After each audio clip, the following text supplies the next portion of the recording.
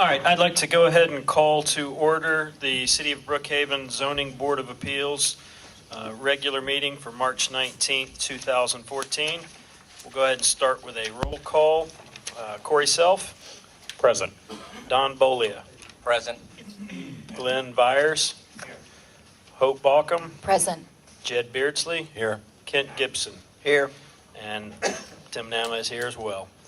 I'm going to go ahead and read the Zoning Board of Appeals Chairman's preamble so everybody understands the purpose of the board. The Zoning Board of Appeals is charged with the responsibility of considering special exceptions and variances to certain ordinance requirements after determining whether undue hardship exists upon applicant based on the strict application of the ordinance requirements and based on established criteria. In addition, the board has the power and duty to hear applications where it is alleged that an administrative official erred in a final order, requirement, or decision based on or made in the enforcement of the zoning ordinance. The Zoning Board of Appeals does not rezone property. The board has no authority to grant variances for use, density, or height, or to grant a variance in conflict with a conditional zoning or special land use permit. In addition, there are limitations on the board's authority to vary requirements to the sign ordinance. The board may not extend the time period for temporary outdoor social, religious, entertainment, or recreation activity approved by the Community Development Director. Final decisions of the Zoning Board of Appeals may be appealed by petitioning the Superior Court of DeKalb County within 30 days after the decision is rendered. All right. I'm going to go ahead and ask the board if any of the board members have any comments they'd like to make. Mr. Chairman, I would like to make a point of personal privilege.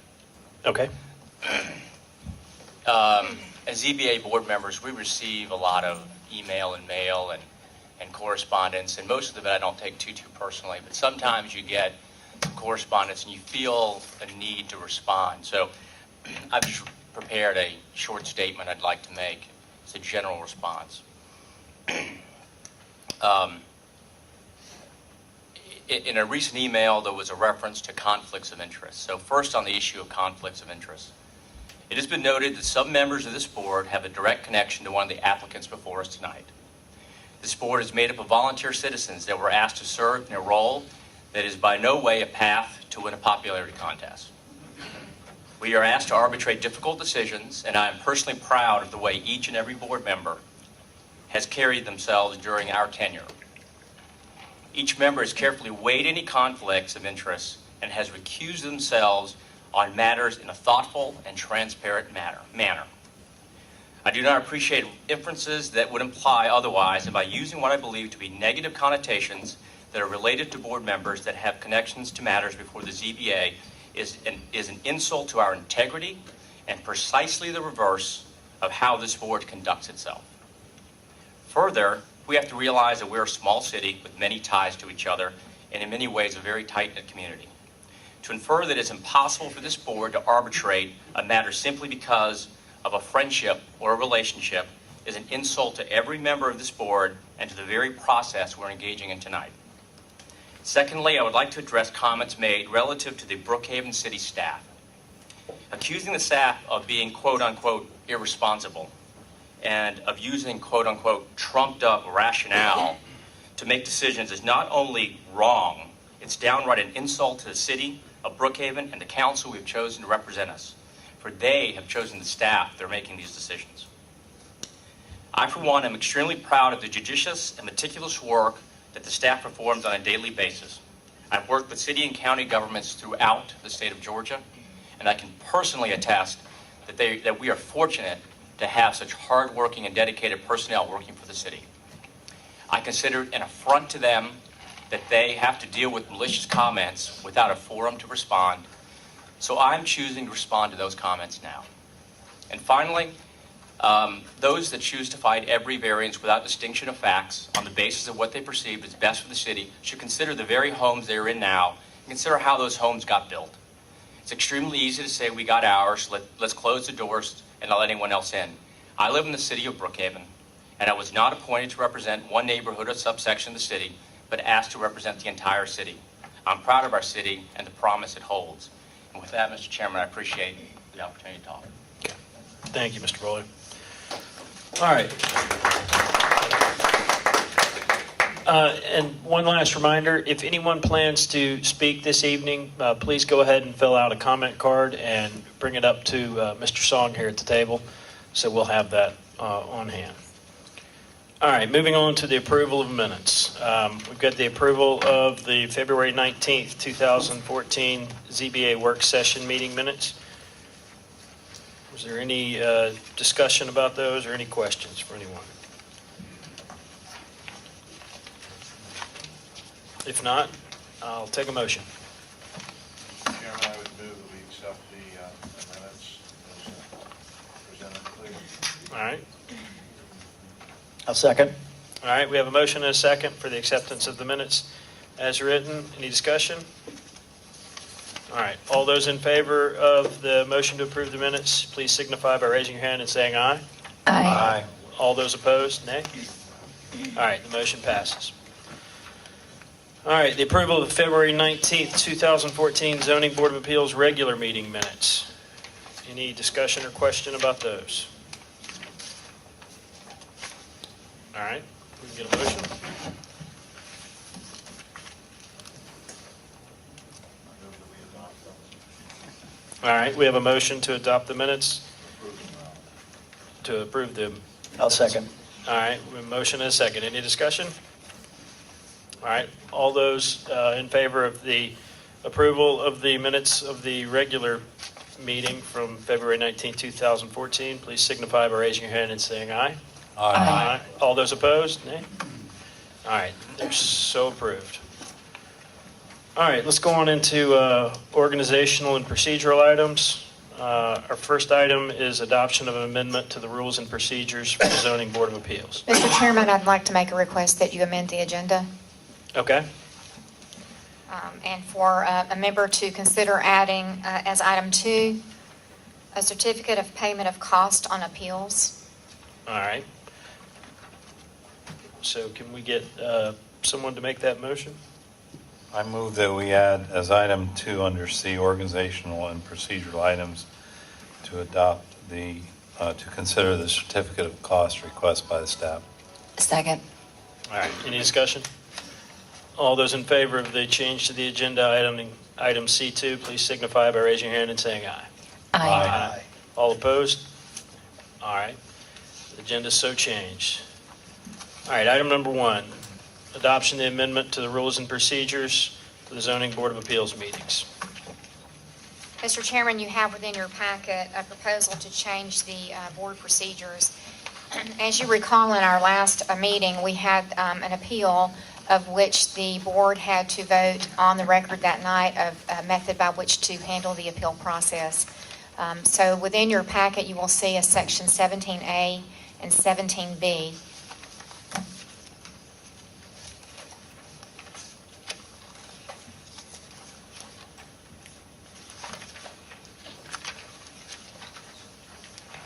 Currently, or the actual proposal for the amendment to 17A is to require for regular variance requests considered before this board and also for special exceptions, if an applicant is deferred and they need to resubmit an item, this establishes a time frame upon which they must resubmit the necessary items, and that's 14 business days. In addition to this section within 17A, it does spell out a practice of 10 minutes for the applicant, 10 minutes for those in favor, and 10 minutes for those opposed. So that's primarily the change in 17A. In regard to 17B, it's a new aspect of the procedure which clearly outlines the process for appeals. That's basically the basis for the change. Coleman Talley is here tonight. Mr. Curry is here if you need any further explanation. But that's basically the overview of the proposed change to the procedure. Okay. Ms. Cannon, Mr. Chairman, I've noted a typo here. May I point that out? Please do. Ms. Cannon, in 17A, item 1, line 5, I think you mean members have previously voted to defer, not to deter. Is that correct? Yes, thank you. Okay. Coleman Talley will take the responsibility for that typo. No problem, Mr. Curry.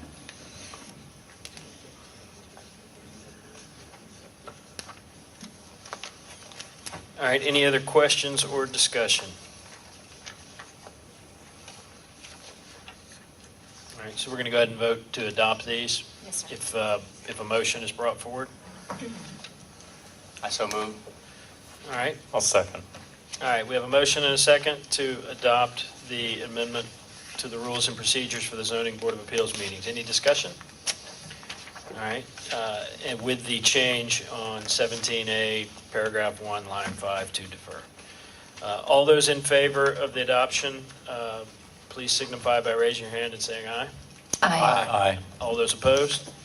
All right, so adopted unanimously. Thank you, Mr. Curry. Item work. Item number 2 is to authorize the chairman to sign a certificate of cost for appeal. Emily Preston will present for Coleman Tally for Okay. the city. Thank you very much.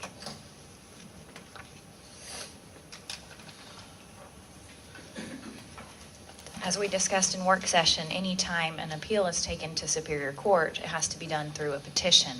And the law requires both a bond and a certificate of cost from the judge below before you can do that. Obviously, we aren't going to have a bond in this case because there's no judgment, but we still need to have the forms, and we still need to have the form that says all cost has been paid below. And I do believe we have 2 forms such to sign tonight.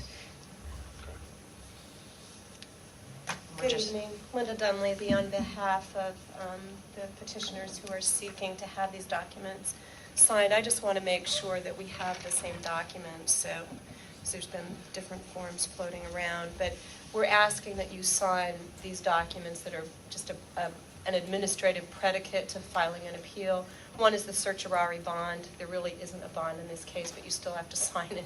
And the other is a certificate of payment of costs. And there really haven't been any cost below except the filing fee for the administrative appeal that's being challenged. And if you don't mind, I'd like the chair to execute these documents tonight because we need to file this appeal by Friday. Okay. And I do have them. May I approach? Yes, please. And we have the same on behalf of Brookhaven, since it Okay. was that decision that was split.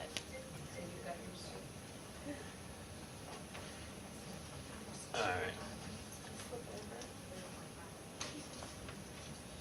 Missed you last month. We did? And I'm surprised do to we hear need that I was to- missed. Do we need to vote to? Mr. authorize Chairman, we these? need to make a motion to allow the authorizing the chairman to sign on behalf of the city for the certificate and vote. All right. Also move. A second. All right, we have a motion and a second to allow me to sign the documents. Any discussion? Will this be required every time that we have an agenda item? Okay. That's appealed to Superior Court. Could you clarify the motion and second, please? Who made the motion and second? Mr. Self made the motion. Okay. And Ms. Balcom Thank you. seconded. Any discussion? All right, all those in favor, please signify by raising your hand and saying aye. Aye. All opposed? Does it matter for the record that my legal name is Carter T. Nama? Okay. Sign it how you would sign All any right. legal document, even if underneath it isn't quite correct. All right.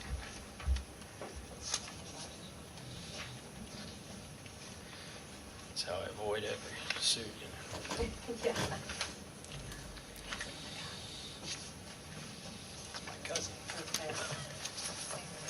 All right, so that's yours. Thank So they you. call you CT sometimes? No.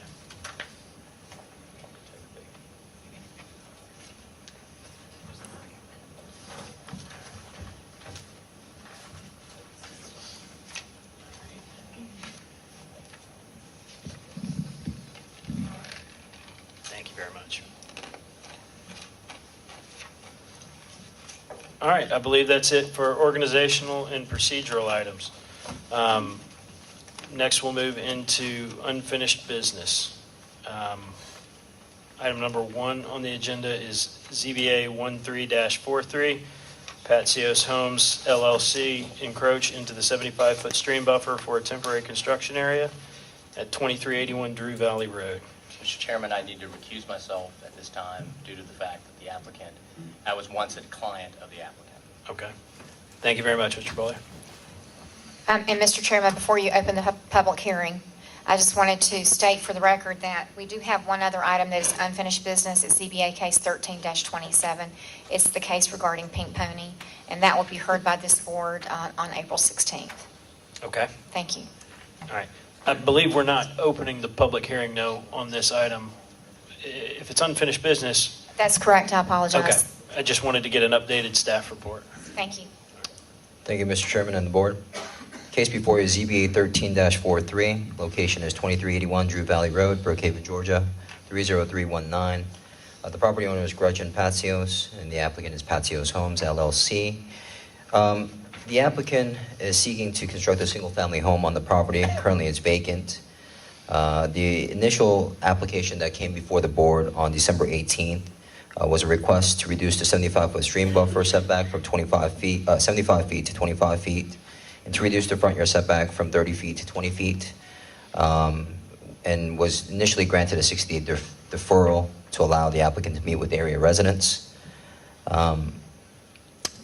Staff received the revised site plan on February 10, 2014, which significantly changed the applicant's request.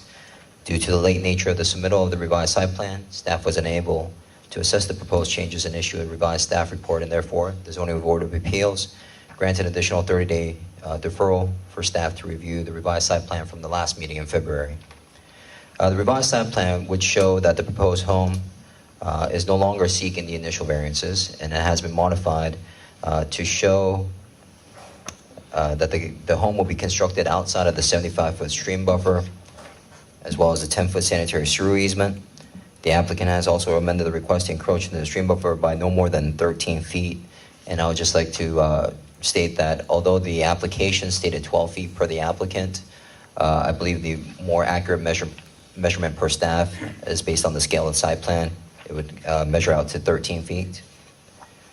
And essentially, the 13-foot encroachment is requested to provide for a temporary construction area, as stated by the applicant, in order to maneuver equipment and workers within the stream buffer for the purpose of constructing the proposed single-family detached dwelling until a certificate of occupancy is issued. To quickly go over the criteria, the subject property is currently vacant and with dense vegetation provided along the banks of the stream.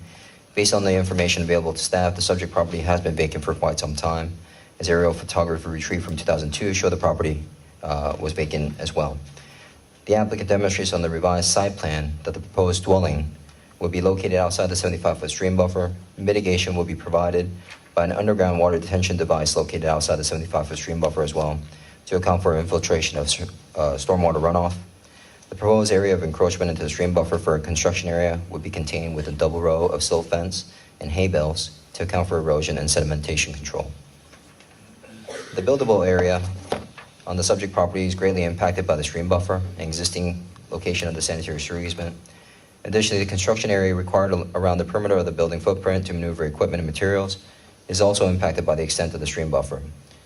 With proper conditions, granting relief for access into the outer 25-foot portion of the stream buffer would provide the applicant with the necessary area to facilitate construction of the proposed dwelling. The revised request for encroachment into the stream buffer by no more than 13 feet would be the minimum necessary to afford relief to the applicant to construct the dwelling on the subject property. Moreover, due to the nature of the request, the proposed intrusion would not constitute a grant of special privilege, as no permanent impervious area will be located within the stream buffer. The proposed encroachment into the stream buffer would not be materially detrimental to the public welfare, as development and associated permanent structure and impervious area would not be located within the stream buffer. With proper conditions to account for implementation of required erosion and sedimentation controls, mitigation and compliance with the tree and floodplain ordinances, the proposed single-family detached dwelling would not adversely impact the neighborhood. The applicant has revised their site plan to locate all impervious surface and permanent structures outside the 75-foot stream buffer. However, the construction area, which is typically required along the perimeter of a building for the purpose of grading and access, cannot be obtained adjacent to the northern portion of the proposed dwelling without granting of this variance.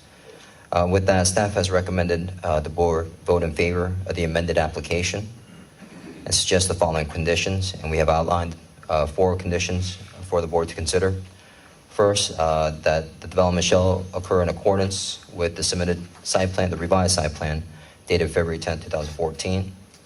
Site shall include practices that will capture 1.2 inches of runoff from proposed impervious surfaces to be dissipated through infiltration, evaporation, and for transpiration, utilizing rain gardens, stormwater planters, etc., and subject to the review of the Community Development Department. Third, the owner-developer shall provide a flood study at time of building permit submittal that established the 100-year base flood elevation for the adjacent creek. Future development shall comply with the Brookhaven floodplain management ordinance, considering the determined 100-year flood elevation. Lastly, owner-developer shall replant the area of encroachment into the stream buffer as depicted on the site plan submitted February 10, 2014. Replanting shall consist of native riparian vegetation in accordance with the requirements of the stream buffer replant guide and subject to the approval of the city arborist. Thank you. Thank you, Mr. Sohn.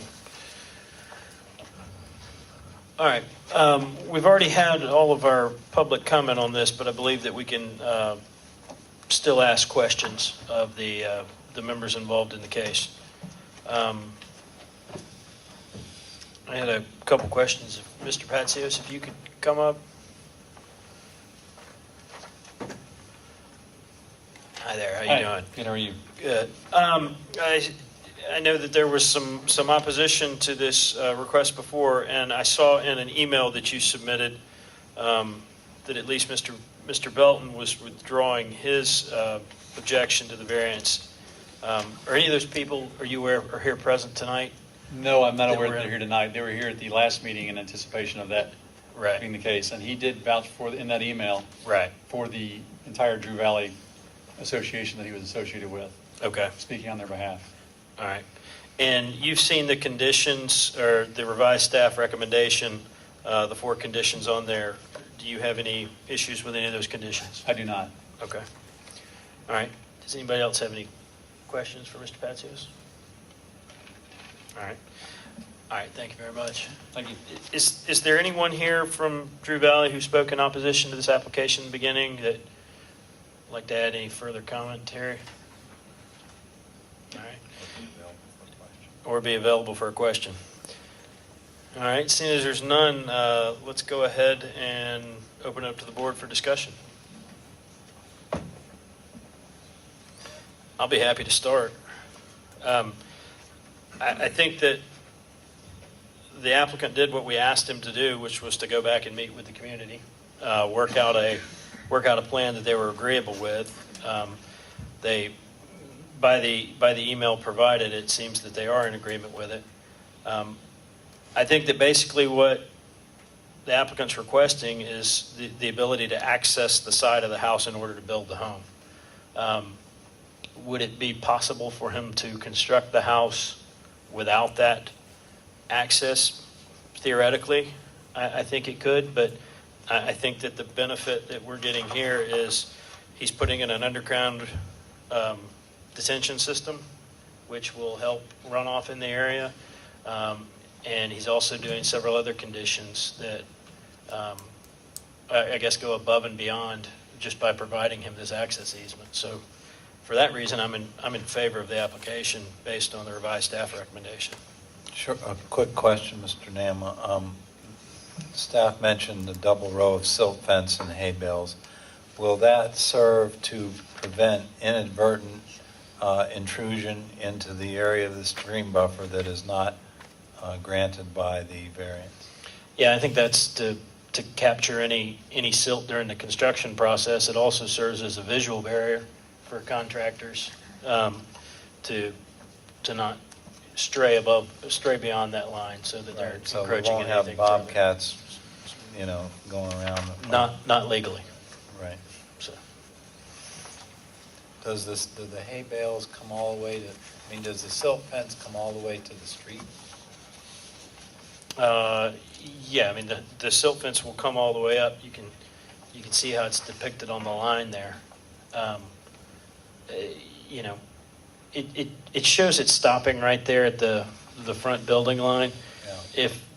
If the topography accommodates that and city staff in the field approves that, then that could stop there. But I think that would obviously be a condition that they would address on site with erosion control measures. At that point, you get into code compliance. Right.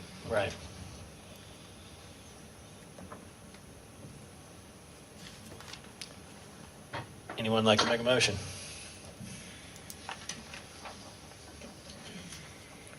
I'll make a motion that the application is approved with the conditions that the staff recommended, 1 through 5, 1 through 4.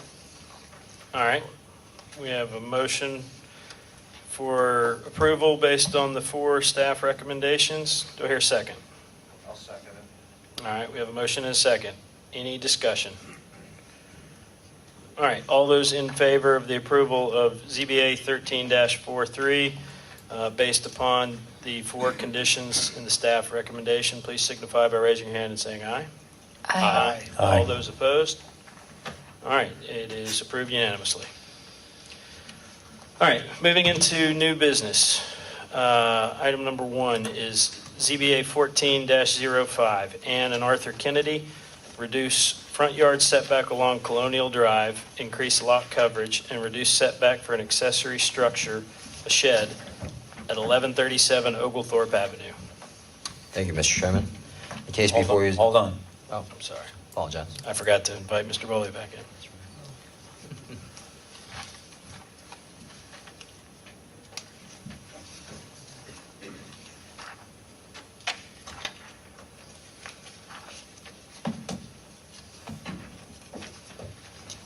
All right. Thank you. Thank you. The case before you is ZBA 14-05. The property is located at 1137 Oglethorpe Avenue. The property owner, as well as the applicant, is Ann and Arthur Kennedy.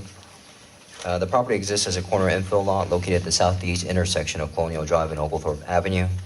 The property is currently zoned R75 and is immediately surrounded by R75 zoned property on all sides.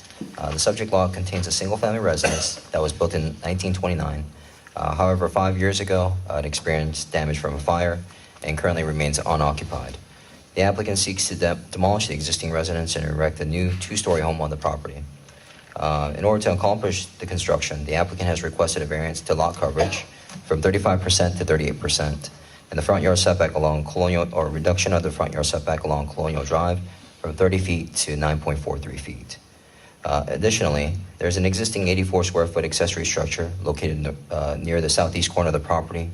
Typically, accessory structures are required to maintain a 10-foot setback from the rear yard and side property lines. The applicant is seeking to reduce the minimum setbacks necessary to make the shed compliant and has proposed a variance to reduce the 10-foot setback to 3.8 feet from the rear property line and 5.2 feet along the eastern side property line, which are the currently observed setbacks.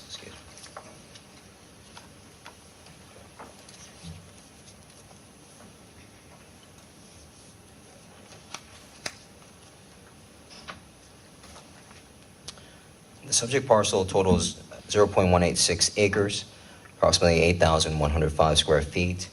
Moving from the street towards the rear of the property, the lot becomes narrow. As an R75 zone lot, the district required minimum lot size and frontage is 10,000 square feet and 75 feet, respectively. Based upon the district minimum standards, the lot is platted, and as a platted lot of record, does not conform to the minimum lot size. However, it should be noted that the typical lots along the block maintain 50-foot wide frontages and are approximately 8,000 to 9,000 square feet in size. The department would note that the applicant's site plan shows a proposed rear yard setback of 31 feet. However, the submitted application and letter of intent makes no reference to the proposed setback request, and therefore, it will not be considered as part of this variance. Additionally, the applicant shall be aware that the proposed open deck as shown on the site plan maintains a length of 11 feet at its farthest projection beyond the required 40-foot rear yard setback. The length of the open deck must be reduced to be compliant with the zoning ordinance, or the applicant must seek a variance in the future. Going over the criteria, according to the tax parcel map, the 1100 block of Oglethorpe Avenue maintains an average lot size of 9,331 square feet. Considering that the subject parcel is approximately 1,200 square feet less than the lot size average, evident from the block, the strict application of 35% lot coverage requirement may deprive the property owner of constructing a home of similar size and form with existing homes along Oglethorpe Avenue.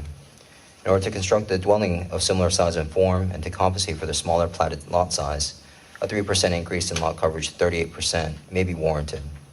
As noted, there are 6 other properties on the block that may have exceeded the lot coverage requirement minimum of 35%, maximum 35%. As evidenced by the submitted site plan, due to the narrowness of the property and application of 2 front yard setbacks, the strict application of the requirements of this chapter would significantly hinder the development of the lot. Thus, it appears that the strict application of the zoning requirements would deprive the property owner of building a home similar to that of their neighbors. Overall, the requested variances do not appear to go beyond the minimum necessary to afford relief. Staff would note that a similar request for reduction to a street side yard setback was approved back in 2006.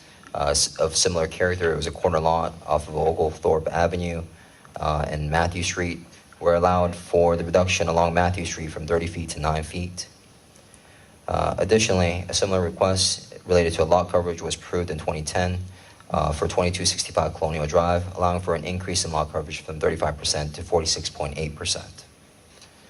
Based on the county records and GIS aerials, the applicant did not create the nonconformity related to the accessory structure as it existed at the time of the home's purchase, and the request does not appear to go beyond the minimum necessary to afford relief to bring the existing shed into compliance, as it will remain in its current location.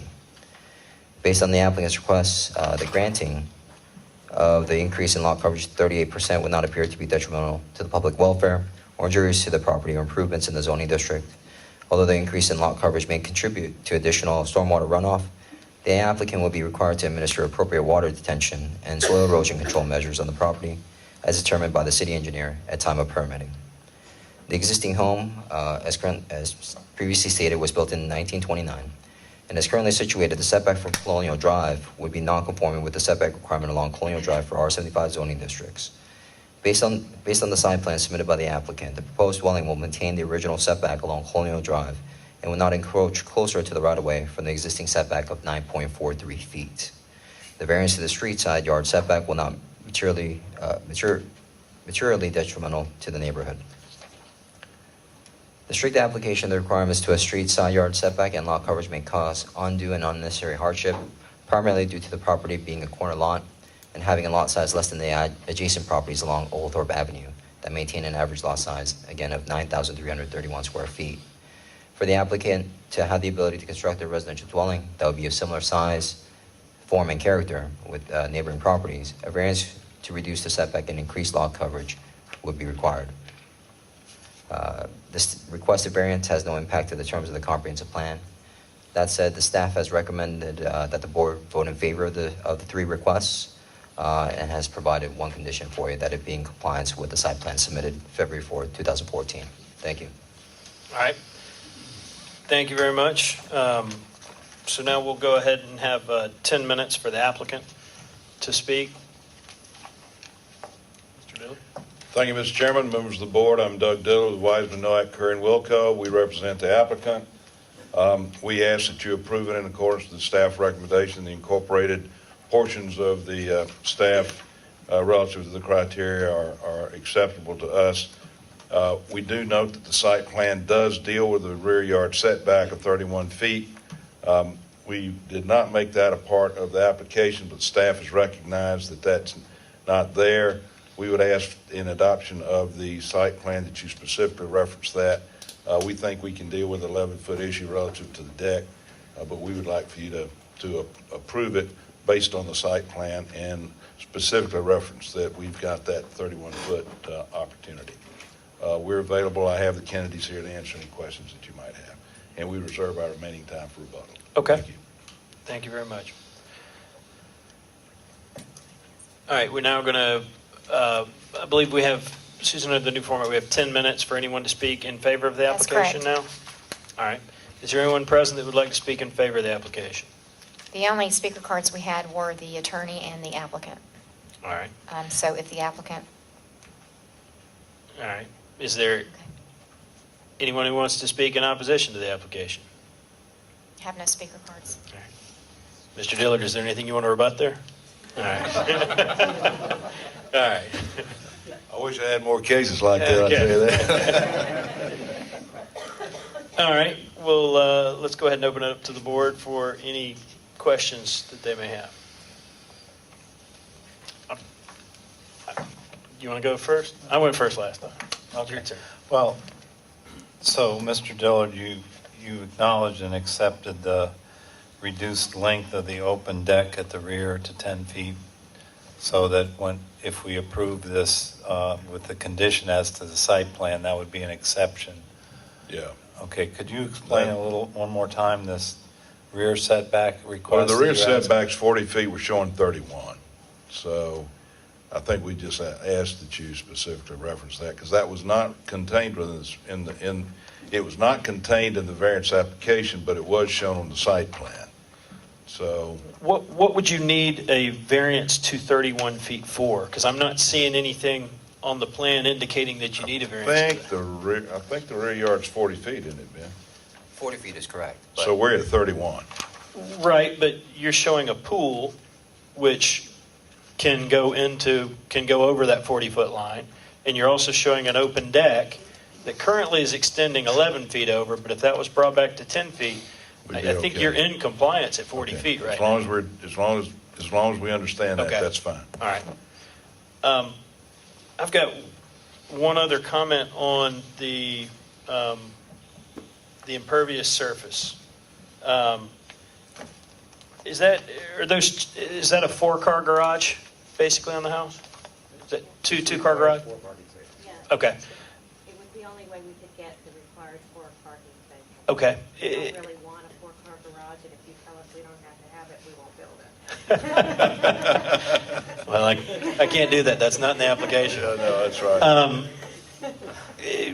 Were the calculations on the impervious surface done including both of those driveways? As I understand it, they were, Okay. yes. And if you switched over to pervious concrete there, you would not require a variance for lot coverage. I thought that we weren't allowed to do that. Are we allowed to do pervious concrete or pervious pavers? It was a discussion that was never brought up when we were discussing the matter of this variance. I would be glad to do that. Depending on what the applicant or the property owner proposes, staff would look into it to see if it would comply. Why don't I make a suggestion that the board prefers pervious versus impervious. Okay. If available, then we will certainly do Right. pervious, but we don't want to hold up the issuance of Oh, sure, building sure. permit. Okay. That's it I had for questions. Anyone else? Are you suggesting, Mr. Nama, an additional condition related to the method of construction of the driveway?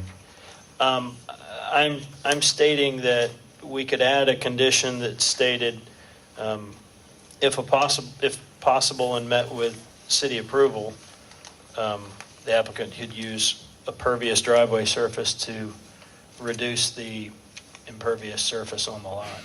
Is our condition you're thinking of then just limited to best efforts? Yeah, I think until we get an answer, until the city has an answer on that, but I agree, I don't think that needs to hold up the application. So I would think it best efforts would be agreeable. I'd be agreeable to that. And the intent behind that would be that they wouldn't exceed the, 35% lot coverage? Right. So they wouldn't really need. Yeah, it would variance. actually bring it down, just on my rough math, it would bring it down to about 33 and a half, a little bit less than that. I think it might be behoove us, if we do that, to somehow limit their ability to shift and use that to create more pervious surface somewhere else. How would we do that?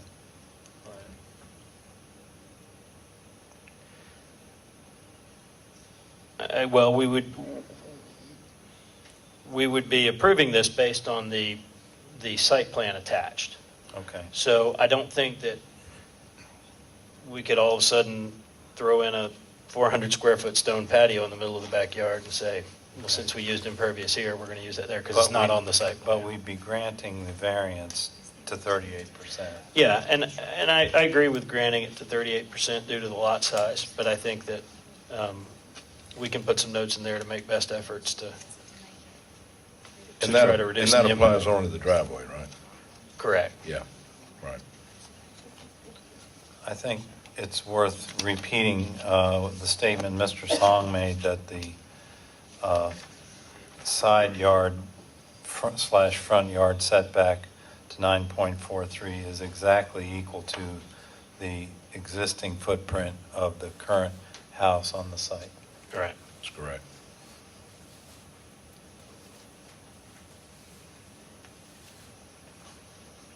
Any other questions or discussion? If not, I'll be happy to entertain a motion. Well, I'd like to make a motion to approve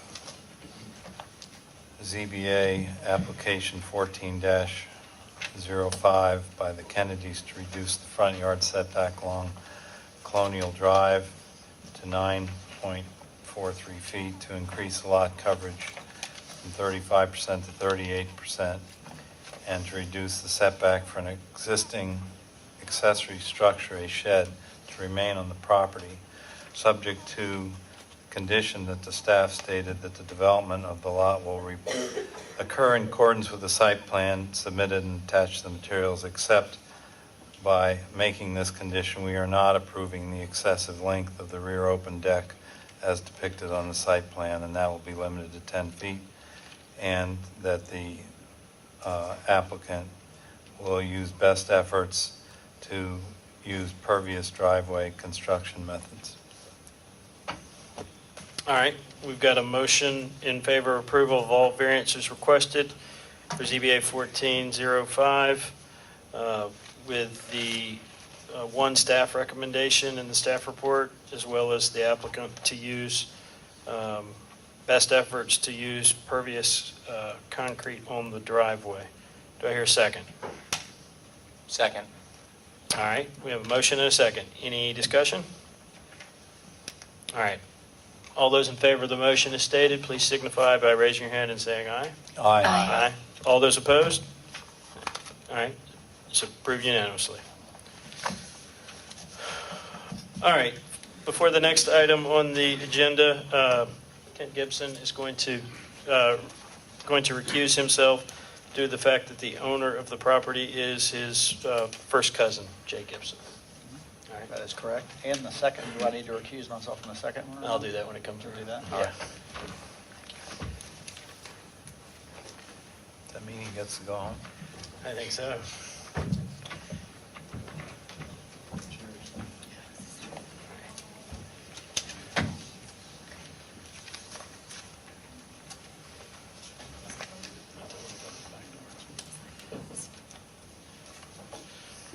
All right, the next item on the agenda is ZBA 14-06, Gipco Southern, care of Jay Gibson.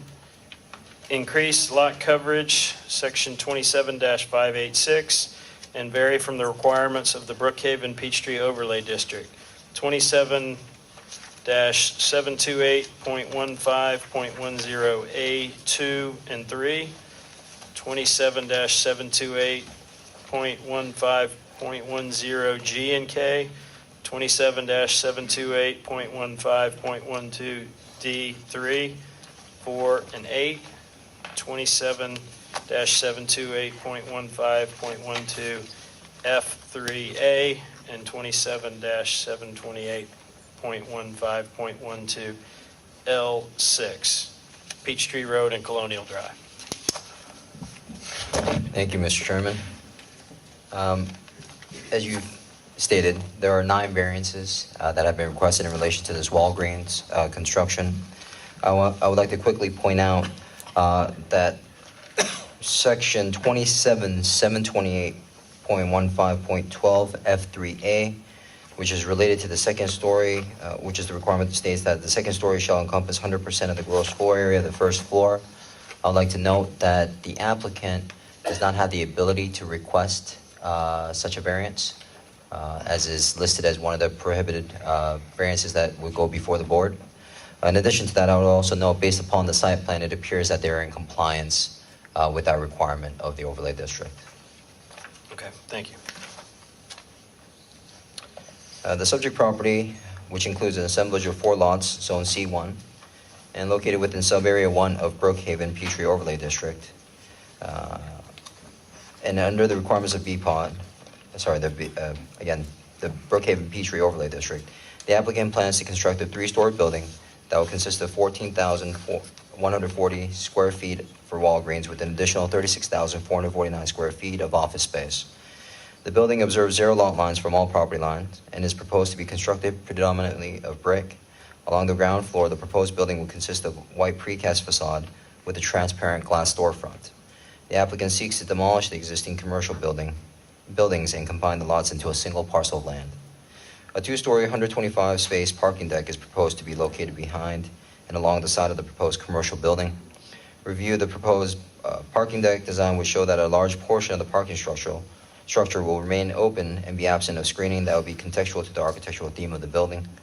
And as a result, parked vehicles will be visible from the street.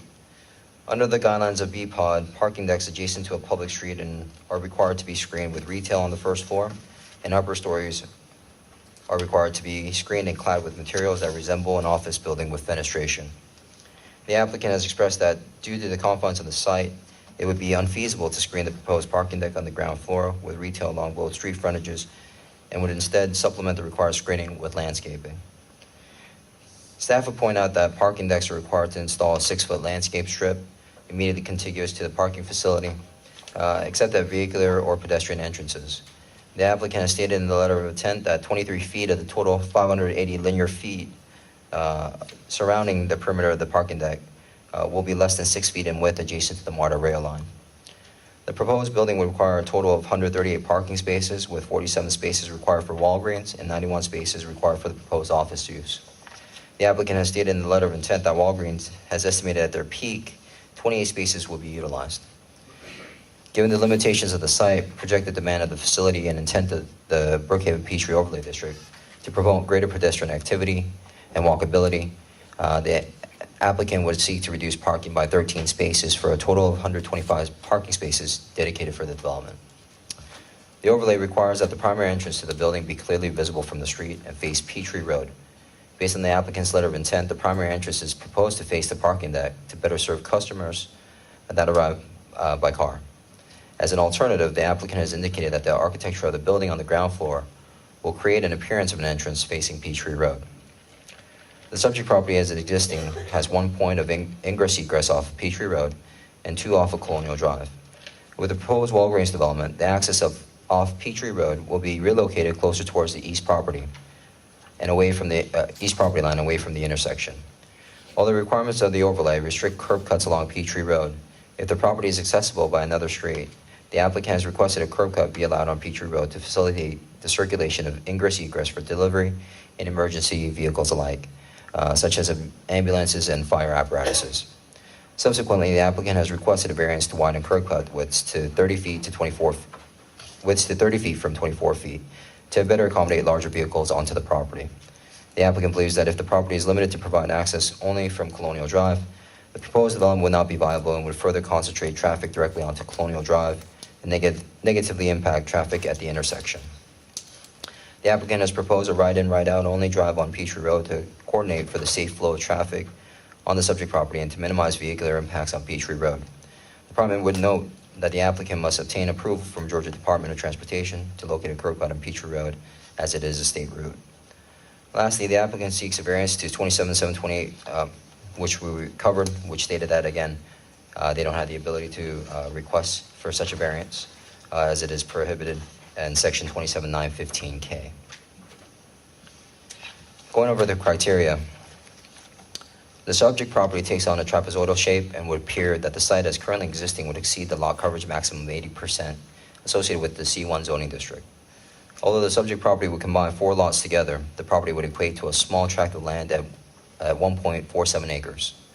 Due to the size of the property and the requirements of the overlay district, requiring buildings constructed in the overlay district to be a minimum 2 stories, the development is obligated to take on a larger impervious footprint to comply with parking requirements. Furthermore, similar commercial developments located along Peachtree Road have existed with lot coverage exceeding 80%. Therefore, due to the size of the property, requirements of the overlay district and neighboring properties in the same zoning district existing with lot coverage exceeding 80%, the applicant's request to increase lot coverage to 89.4% will be supported by staff. The overall design of the proposed Walgreens development would conform to the general design aspects of the overlay related to pedestrian zones, scale, building materials, setbacks, and mixed use. Based upon the urban design principles required by the overlay, it is the opinion of staff that the development will be a catalyst to creating a dynamic built environment along Peachtree Road. Therefore, staff would note that the requested variance to not provide a primary entrance to the building on Peachtree Road and not providing the required screening of the parking deck would go beyond the minimum necessary to afford relief. However, with proper conditions to provide for a primary entrance along Peachtree Road and extending screening along the ground floor and second floor of the parking deck to resemble retail and office facade, respectively, the design aspects incorporated into the development would be consistent with the intent of the overlay district. Again, with the exception of the variances related to the screening of the parking deck and providing for the primary entrance on Peachtree Road, granting of the other 6 variances would not appear to be detrimental to public welfare or injurious to the property or improvements in the zoning district, as these variances would not stray overwhelmingly from the intent and vision of the overlay. It is the opinion of staff, however, that the proposed parking structure as designed is not an integral component of the architectural theme, lacking the required architectural screening that is reflective of the building. And as previously noted, would condition the first and second floors of the parking structure to be developed to include, that is proposed to be developed to include screening that will resemble a full retail storefront on the ground floor and an office facade on the second story of the proposed parking deck. The applicant survey shows that the existing property would exceed the lot coverage requirement. Although increase in lot coverage may contribute to additional stormwater runoff, the applicant has proposed installation of a detention pond in the southwest corner of the property to support the increase in impervious area of the property to 89.4%. The literal interpretation and strict application of provisions to parking, landscape strips, curb cuts, access, lot coverage, and entrances for upper stories could be considered a hardship since the full vision and utility of the design would not be realized without granting of the variance, granting of variances. The provision for parking deck screening, and again, primary entrance for the Peachtree Road, however, do not appear to be hardships. With the exception of the variances related to parking deck screening, providing for the primary entrance on the Peachtree Road, and for the variance that was requested in regards to encompassing 100% of the first floor, the requested variances, the 6 other variances, would be consistent with the intent and purpose of the zoning ordinance and comprehensive plan. And quickly going over staff recommendations. In regards to variance to section 27728.15.10, 8, 2, and 3, which deals with parking, staff has recommended approval. Variance to section 27728.15.10G, which is related to parking deck screening, staff has recommended denial. However, substitute in lieu thereof that a faux retail facade be extended to incorporate the ground floor parking deck and for the second story of the parking deck to resemble an office building with fenestration except for areas providing vehicular access. Variance to section 27728.15.10K, landscape strips for parking structures. Staff has recommended approval. So staff would support as this request would affect a minimal area of landscape strip surrounding the perimeter of the parking deck and also will be shielded by the MARTA rail line. Variance to section 27728.15.12D3 in regards to curb cut, staff has recommended approval. Section 27728.15.12D4 regarding curb cut width increasing from 24 feet to 30 feet, staff has recommended approval as well. Variance to section 27728.15.12D8, which is related to the building entrance facing Peachtree Road, staff has recommended denial, as the requirement to provide a primary entrance facing Peachtree Road is an integral urban design aspect of the overlay district. Variance to section 27728.15.12F3A, as previously stated, the applicant does not have the ability to request for such a variance. Variance to section 27728.15.12L6, entrance for upper stories. Staff has recommended approval. Based on the layout of the development and overall fenestration design of the upper levels, the applicant has expressed that the primary entrance for upper stories cannot face Peachtree Road. Majority of occupants of the proposed office area may predominantly consist of commuters by vehicle.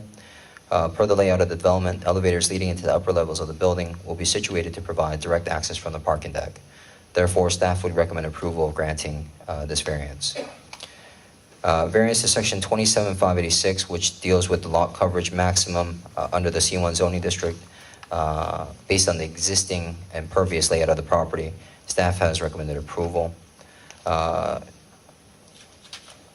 In relation to staff's recommendation, Staff would also stipulate to the 8 conditions that are listed as part of the report. I will not read each one of them out, but we'll be happy to answer any questions that you may have of the conditions or the report itself. Thank you. Thank you. Mr. Song, I don't think you left any time for rebuttal. So. I apologize. All right, if we can go ahead and get the applicant to come forward.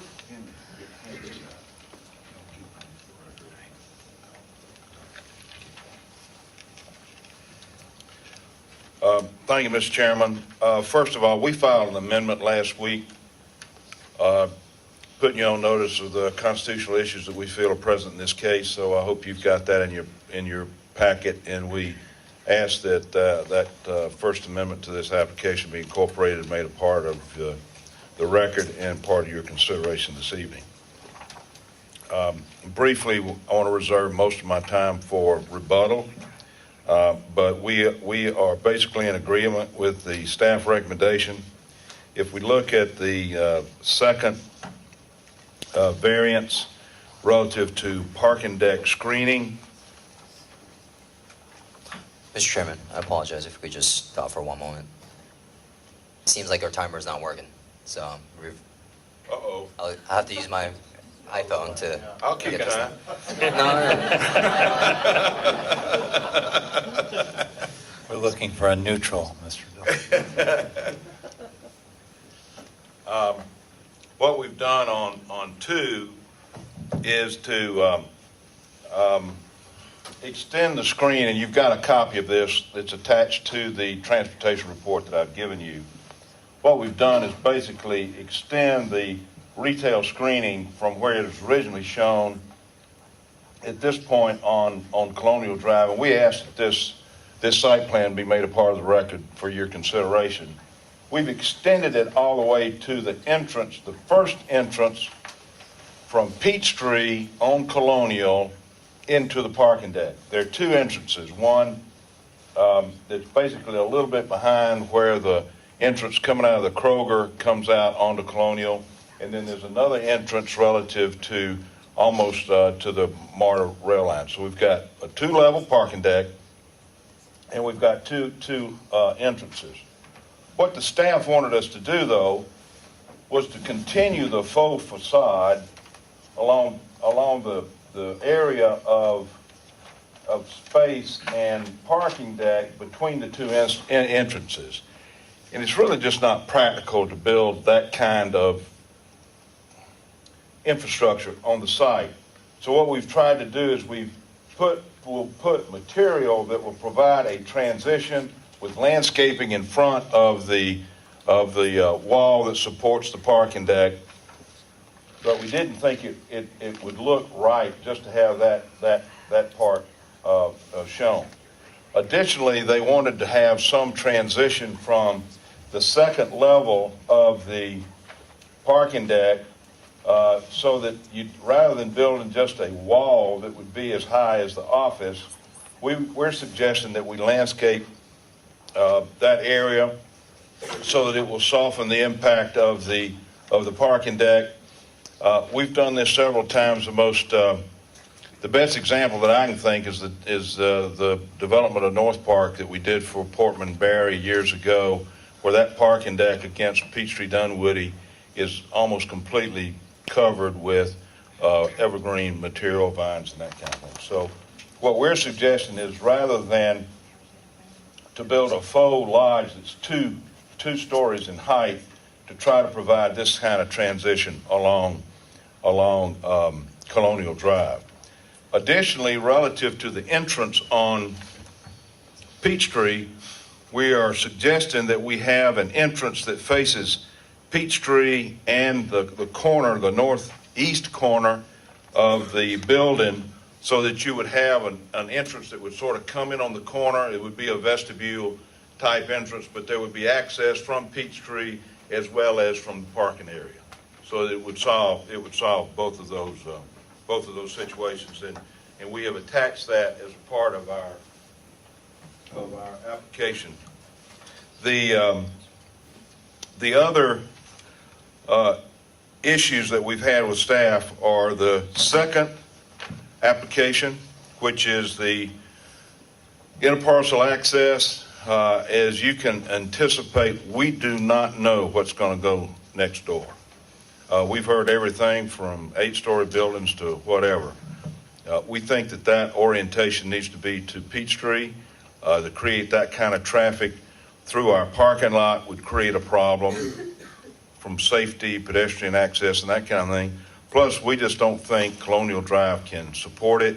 And we've given you a report from Abdul Amir from A&R Engineering that substantiates the fact that interparcel access on this particular access should not be permitted. And then the other condition that we would ask you to look at is one I just referred to, is to give us the opportunity to provide the second-story parking deck facing the public street shall be screened with a facade that resembles an office building with fenestration. The required screen shall match full height of the second story of the building. We would ask that we would be allowed to landscape the second story in order to provide that transition as we have shown on the site plan. Other than that, all of the conditions of staff are acceptable to us. We would ask you favorable approval, and I'd like to reserve my remaining time for rebuttal. Thank you. Okay.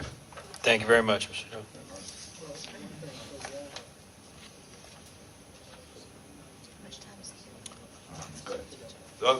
The other thing my clients just pointed out is the wall on the second level has been increased by how many feet, Jay? Been increased by additional 10 feet to a total of 10, so you can't even see a van. So you won't be able to see. Decorative architectural feature with the planters has been increased over what was existing in the original plan. Okay. So what we've done is, in addition to the landscaping, we have increased the height of the parking deck wall on the second level to screen from view the visibility of any vehicles from Colonial Drive. Okay. Yeah. I reserve my remaining time for rebuttal. Thank you. Yes, sir. How much time? 4 minutes, 40 seconds. Okay. How many? 4 minutes, 40 seconds. That long? All right. Is there anyone here to speak in favor of the application? The only two in favor are the attorney and Jay Gibson, the applicant. Okay. I do have 11 speaker cards here in opposition. All right. Let's go ahead and move to the opposition and start with the first card that you have. Actually, the first one is Linda Dunleavy. Okay.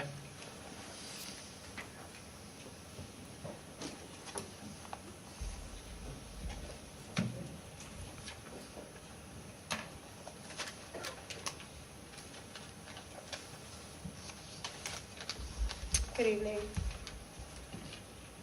Once again, I find myself in front of the zoning board having to apologize for last-minute paper submissions, and I certainly don't expect this board to be able to absorb the last-minute paper submissions. I will hand them up if that's acceptable to the board right now, or wait until the end of my comments. I am Linda Dunleavy. I represent the Brookhaven Peachtree Community Alliance.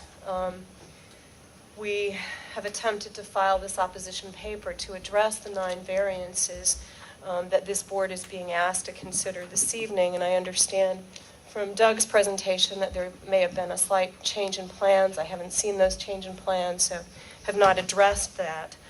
Our submission is quite voluminous, as you can see from the banker box. I understand that there are 10 other speakers who wish to speak in opposition, and so before I launch into the concerns of the Brookhaven Peachtree Community Alliance, I would like to say that we are asking that this board defer this matter. There are 9 variances. There's lots of moving parts on this, and we think to give it meaningful consideration, this board really should defer it. The Brookhaven Peachtree Community Alliance was involved from the beginning of the process in establishing the Brookhaven Peachtree Overlay District.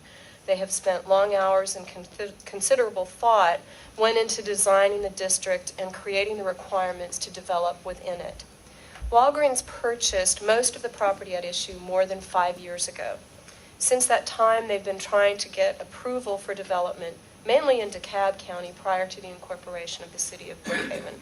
As I understand it, this is their first effort in the city of Brookhaven, which is exactly 2 years after they were denied an application in DeKalb County that only required one variance. That one variance was to allow a curb cut on Peachtree. The plan that is before you shows exactly the same location of the curb cut with exactly the same problems that the DeKalb County Zoning Board of Appeals found not to meet the variance criteria, which is exactly the same criteria as this body has before it. If this variance application for 9 variances, not the one that they had 2 years ago, is allowed to go through, it will establish an extremely dangerous precedent for the Brookhaven Peachtree Overlay District as a whole, and essentially erode the requirements and result in the undermining of the integrity of the overlay. Now, the Brookhaven Peachtree Community Alliance wants this board to understand that they do welcome development on this site, and they're glad that Walgreens is back at the table. However, what is disturbing is that there have been numerous plans or several plans submitted that could be fully compliant with the overlay district requirements to Walgreens, which are in this package, which are fully compliant without variances. There is no need for variances in this case. The plans presented tonight, to a large extent, represent a step backward rather than a step forward in regards to this particular piece of property. When you review the plan and the application, it shows clearly that the need for variances is not driven by the kinds of things that this board is charged to consider. It's not driven by unique hardships associated with the property. It is not driven by special circumstances. It is not driven by all of the criteria that you are supposed to look at. The hardship is self-imposed. The hardship I submit is self-imposed because this developer does not want to build underground parking, because this developer wants 35,000 square feet of office space arranged in 3 stories. We submit that the developer could put the parking underground and meet most, if not all, of the requirements of the overlay. The developer could eliminate a 3rd floor and perhaps meet the majority of the requirements of the overlay.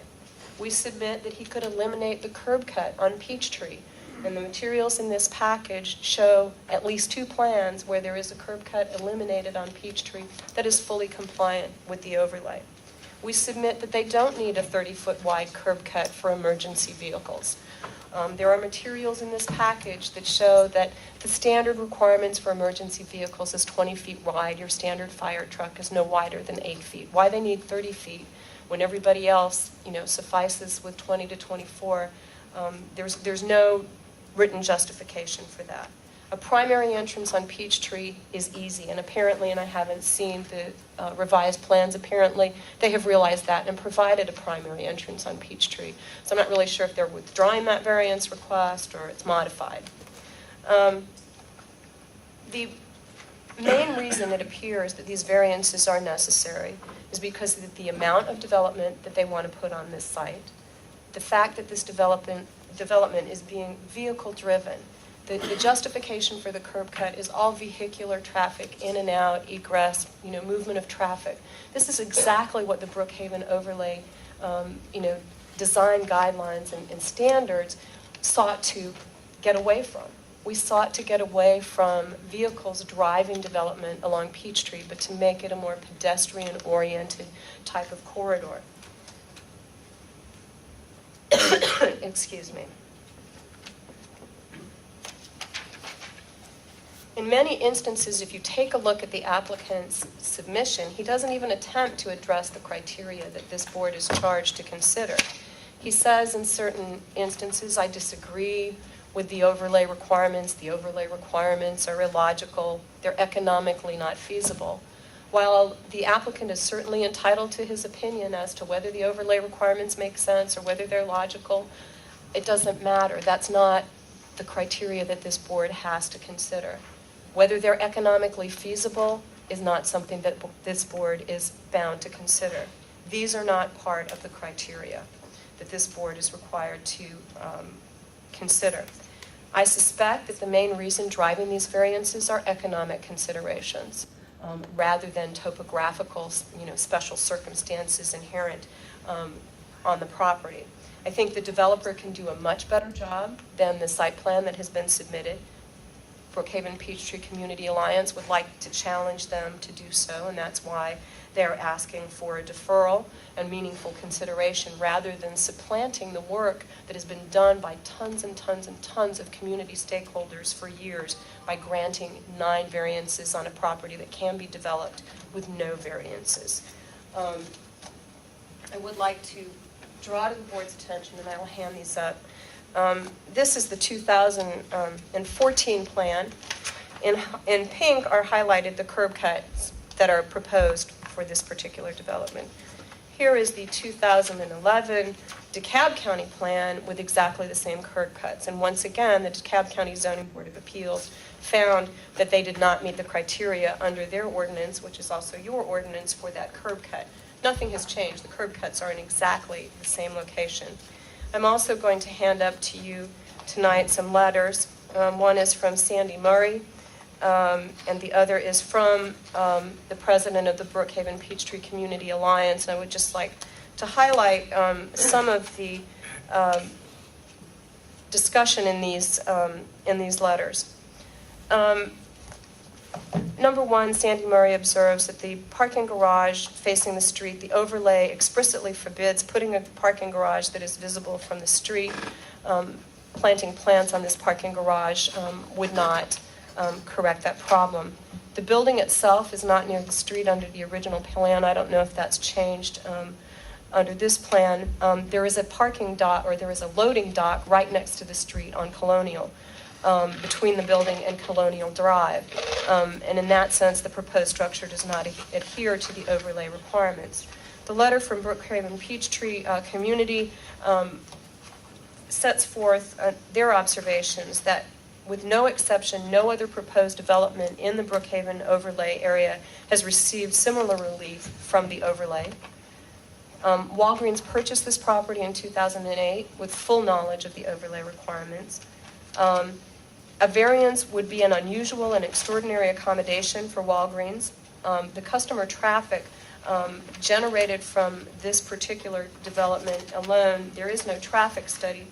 But if you take a look at the trip generation requirements in the manual, it estimates that vehicle trips per day generated by this particular development would be 401 vehicle trips per day for the offices and 1,247 vehicle trips per day for the Walgreens alone. And I've provided those trip generation counts in this material. Walgreens stores can and do operate under the types of overlay requirements that you are asking for under your ordinance. There's no justification for granting all of these variances. So if this board is not inclined to defer this for meaningful consideration of the opposition material and subsequent speakers, we would ask that you deny the variances for failure to meet the criteria. Thank you. The subsequent speakers that have 18 seconds left. Before we move on, would anyone like to make a motion to extend the time period? I would. All right. Let's go ahead and make that motion with 3 minutes per speaker. I want to make sure we get a chance to hear everyone. How many more comment cards do we have left? 10. I believe there was 11, so now there's 10. Okay. Do you think that 3 minutes a person would be, I mean, that's normally, That should be suffice. okay. That's 30 more minutes of comment. Are we going to give the applicant 30 more minutes? We will give the applicant as much time as we give the opposition. Okay. I move that Hopefully there won't be a filibuster. I move that we Mr. Taylor. I move that we extend the time for presentation by the opposing forces by 30 minutes and the applicant by 30 minutes, and limit the opposition to 3 minutes per person unless one wants to cede to the other. And we're talking about no more than 10. Okay. And feel free to, you don't have to use all that time if you don't want to. Is there a second for the motion as stated? Second. All right, we have a motion and a second to extend the time period for both sides by 30 minutes. Any discussion? All right, all those in favor, please signify by raising your hand and saying aye. Aye. All those opposed? All right, time is so extended. All right, Do you all have enough packets there? they're coming around. Okay, here's a couple more. One more. Yeah, we just need one. Down.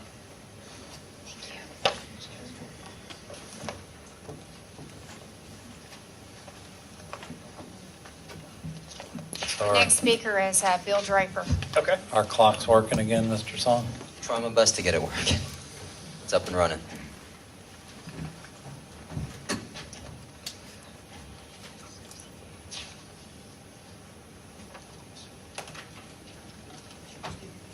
Okay. Thank you. My name is Bill Draper. I'm a homeowner at 1435 Cardigan Drive in Brookhaven Fields. I am formerly a charter board member of BPCA and vice chairman of the DeKalb County Zoning Board of Appeals. I was going to approach this basically as a member of a Board of Appeals. Ms. Dunleavy basically said what I was going to relate to you. I was going to try to answer some of your questions that you had in the work session about criteria. Since you basically use the same criteria that we do, after reading the package, I was going to basically talk about how this meets criteria from my standpoint. Tonight I was a little confused, and correct me if I'm wrong, please, that 80% lot coverage is considered a hardship? Is that what you were saying? The applicant has requested for a variance to 80%. Okay, but you're not saying that that's a hardship? No, sir. Okay, I just wanted to be sure because I was confused. Well- Mr. Chairman, point of order. Okay. The speaker should not be asking. I apologize. All right. I apologize. I just didn't want to spend a lot of time talking about it and then find out Right. I was wrong. I am not against Walgreens or for Walgreens building. What I do want to see is that zoning code is used properly.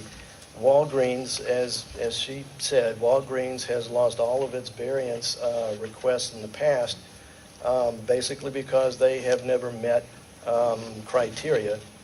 Criteria remains the same.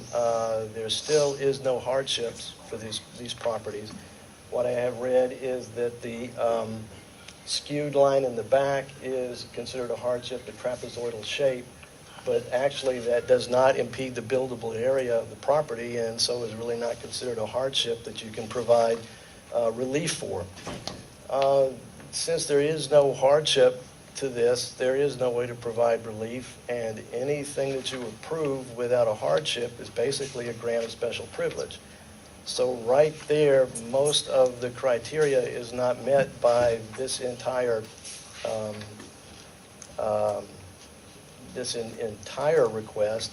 What I passed out to you was 3 exhibits. One is the 2007 request to the Zoning Board of Appeals in DeKalb that was lost. It was a request for reduced parking, and it was denied because they did not meet the criteria. Reducing parking is actually a special exception and not a variance. And reducing parking actually goes by criteria in section 27913, which is specific to reduced parking. Walgreens still does not meet that criteria. The second exhibit is the denial of the request in 2011 for the Peachtree curb cut. Ms. Dunleavy covered that. The court upheld that decision. Time is up. Okay. So I just wanted to be sure that you knew more about the criteria, and I tried to answer some of your questions from today. Thank you, Mr. Draper. Thank you.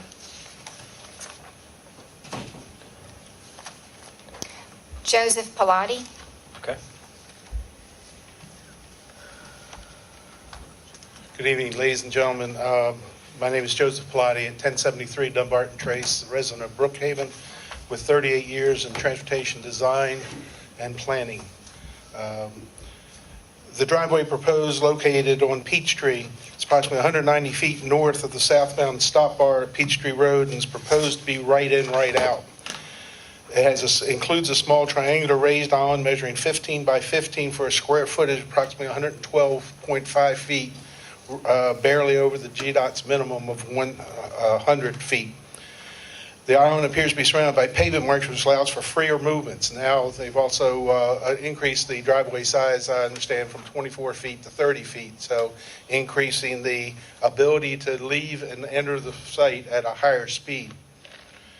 Not having current proposed future traffic on Peachtree nor a capacity analysis with level of service, needed queue lengths for the through and left turning traffic, etc., can only base my comments on the time of my lengthy observations in the operations of the intersection and its approaches over the last 20 years. Southbound left turning access Colonial Drive has increased substantially over the past years, as has other traffic and all movements at this intersection. Northbound through traffic, northbound on Peachtree, regularly backs up past Cherokee Plaza. Southbound traffic can easily back up as many as 6 cars presently or more over 120 feet wanting to turn into Colonial. Since the Kroger and its recent enlargement / remodeling has been completed, turning movements here should increase due to the access to Kroger Shopping Center as well as the neighborhood and this development, thus causing this backup left turning traffic to grow. This is also true since no reconstruction of the main drive to Kroger was done to reduce the steep grade and align the driveway with the remaining parking aisles within the development. The queue does not include the length of decel that is needed to allow vehicles to get into the turn lane, then decelerate as they approach the intersection. As evidenced by other right-in out driveway operations, i.e. Trader Joe's on Peachtree, motorists ignored the signs and islands and forced left turns in from these types of design driveways due to their lack of planning their trips. Motorists are regularly ignoring the intended operations, making left turns in and out. To do this, they must turn from or in the turn lane, disrupting the safe operation of the turn and through lanes. Another concern is the right turn in, which can conflict with a vehicle backing out of the handicap space adjacent to Peachtree. It's measured to be about 44 feet from the edge of pavement of Peachtree to the western edge of the handicap spot. If a car backs out of this space so near Peachtree and backs out towards Peachtree, the vehicle exiting Peachtree may not have enough warning to stop and not rear end this vehicle. If it does stop, there's a good chance a vehicle following the right turning vehicle will not anticipate the stopped right turning vehicle and hit it. I have my prepared letter for you and multiple copies.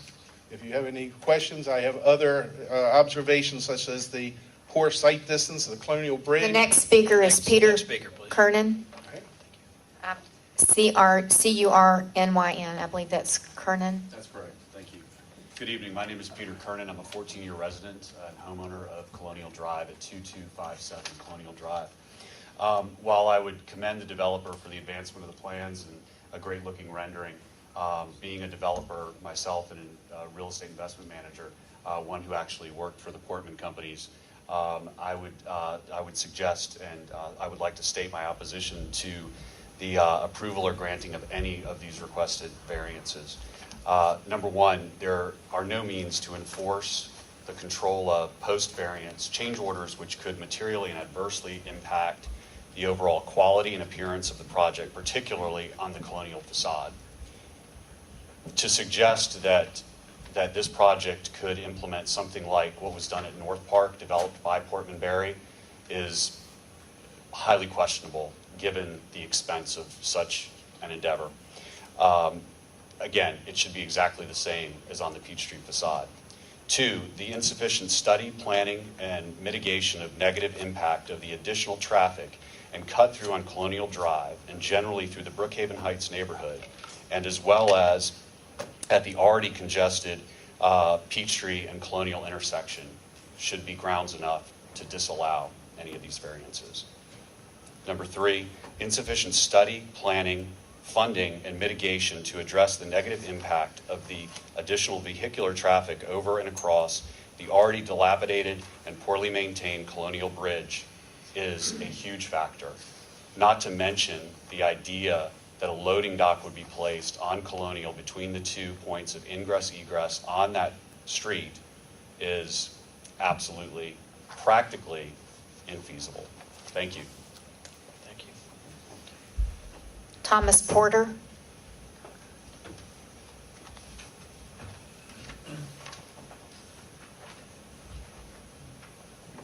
Members of the board, my name's Thomas Porter. I live at 1420 Canucci Drive, Northeast.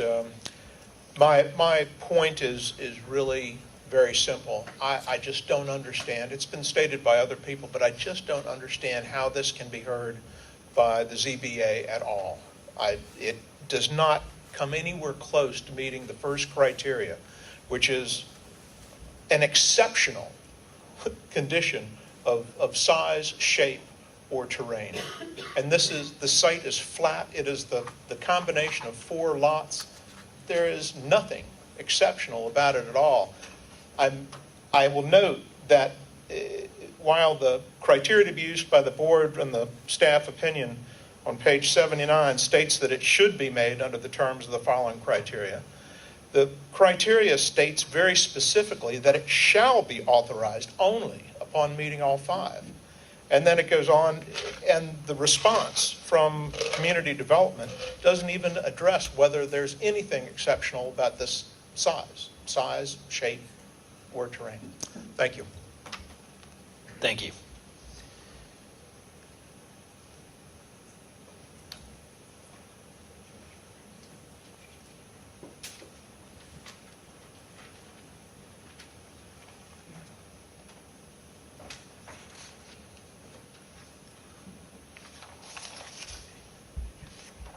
Ted Sandler. Okay.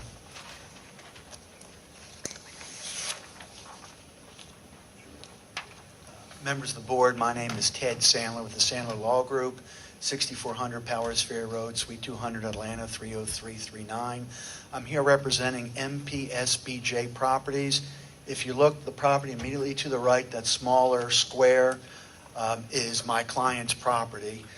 My client's been involved. We were involved for years with Walgreens trying to work out access. We were against this curb cut location when it came up for variance in DeKalb County. Met with Walgreens on a number of occasions, met with the prior developer on a number of occasions. We have no problem with this development other than the safety aspects of that curb cut. Ms. Dunleavy mentioned the fact that DeKalb County, their board denied this. I think it was also appealed and it was denied on appeal. My only purpose is to ask for a deferral to give my client additional time to meet with the Gibsons to talk about an alternative that would provide a safer egress to both their property and my client's property. Thank you. Thank you, Mr. Sen.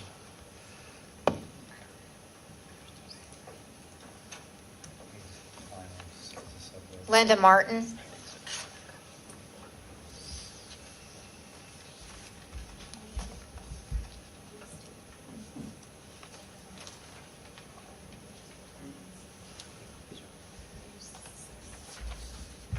So, hi, I'm Linda Martin, and my sisters and I own the property next door to Walgreens. And so I'm probably the only person here who actually turns in and out near this proposed curb cut onto Peachtree going both ways, and I have my offices there, so my clients do that too. The Gibsons have really taken a step forward in the development they've done, and we thank you for that. We know they're part of the neighborhood. That's good because we know that they're trying to do the right thing.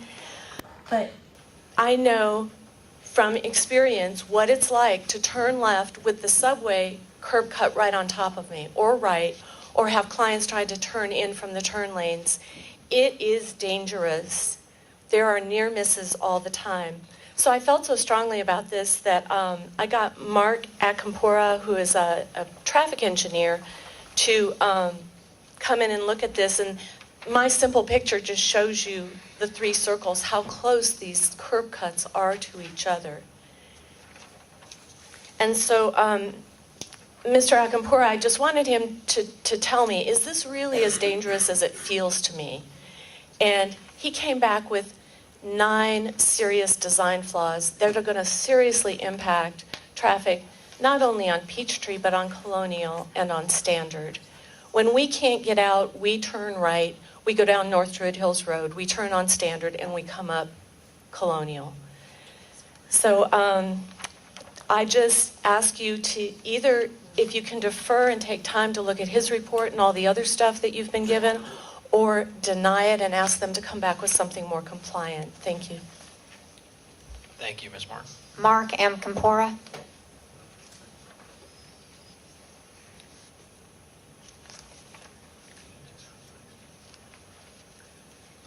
Good evening. I'm Mark Acampora. I'm a professional traffic engineer. I've been practicing in Atlanta for 22 years. I was retained by several of the neighbors to review this project, and I have several serious safety and operational concerns about the design of this project. I have an 8-page memorandum that hopefully will all get in your hands, and I'm not going to read the 8-page memo, obviously, but I'm going to hit just a couple of the highlights in the 3 minutes that I have.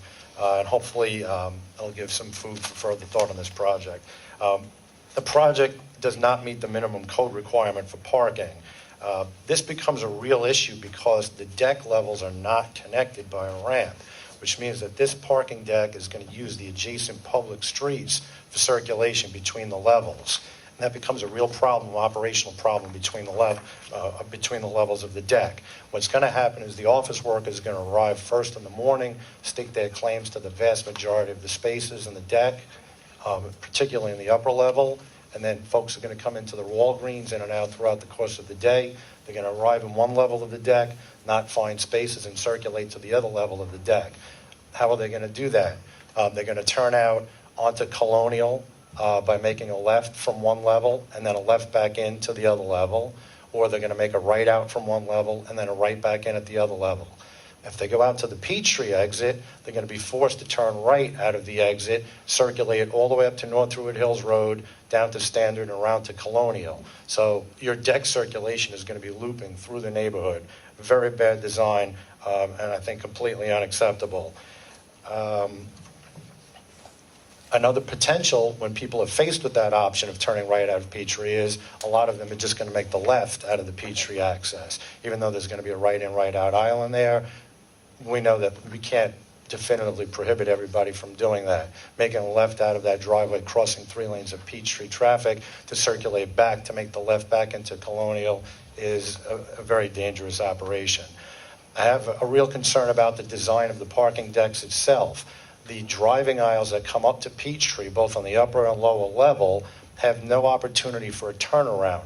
They rely on the parking spaces that are right near adjacent to Peachtree being empty in order for a vehicle to turn around. So if you're on the upper level of the deck where it dead ends and you drive to the end of the deck and there's no parking space available, how do you turn around? You kind of make a 3-point turn in the driving aisle or hope that there's an empty parking space, or what cars are going to do is reverse down that driving aisle, which is unacceptable. If you're at the lower level to the right in, right out access, there's no point to turn around, so cars are going to either be forced to turn out onto Peachtree and do the circulation I just described, or back up down the driving aisle. There are parking spaces located right inside the entrance off of Peachtree Road, which creates a very dangerous Time is up. I'll be available if anybody has questions for me. Mark Miller. Good evening, esteemed members of the Zoning Board of Appeals and the staff of Brookhaven. My name is Mark Miller. I'm working on the development next door on Linda Martin's property, who you just heard from.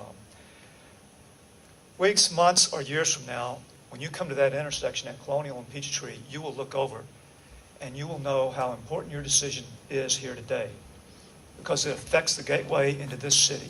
And either we will have something similar to what has been proposed with these numerous variances, or we will have an overlay compliant project that's consistent with the vision that the community has asked for. I'm going to only highlight 2 points.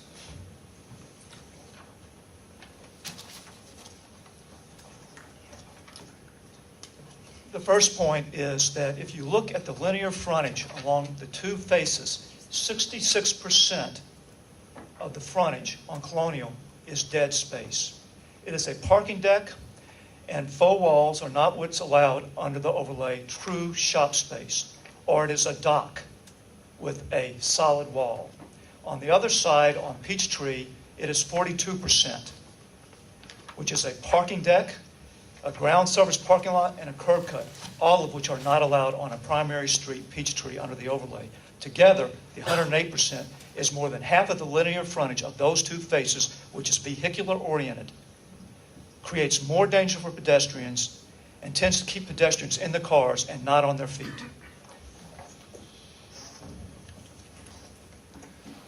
The second point I have here is page 11 out of the design guidelines, which have been incorporated by reference into the code and are used for illustrative purposes of the language. And it shows the specific scenario that we are dealing with on this curb cut. And right here, it shows the maximum setback between buildings that front Peachtree can only be 20 feet. Curb cuts are not allowed for buildings that have alternative access, and neither are parking lots. This has been heard before the DeKalb County Zoning Board of Appeals. It's been heard before the Superior Court, and it's been heard, rehearing has been denied, and appellate review has been denied. I want to put on record that as neighboring property developer, we would be happy to work with neighboring properties, provided they are willing to make changes to their design that would bring them into compliance with the overlay. We have fought long and hard for this, and we want to see something better for the community. I pray that this body will deny the variance today, that you have sufficient evidence before you that the criteria has not been met, that that lot is basically a rectangular and basically flat, so that when you pull up to that intersection, weeks, months, or years from now, you will know that you had made a difference for this whole district, and that the buildings on that corner and henceforth will be overlay compliant. Thank you. Robert Boyd.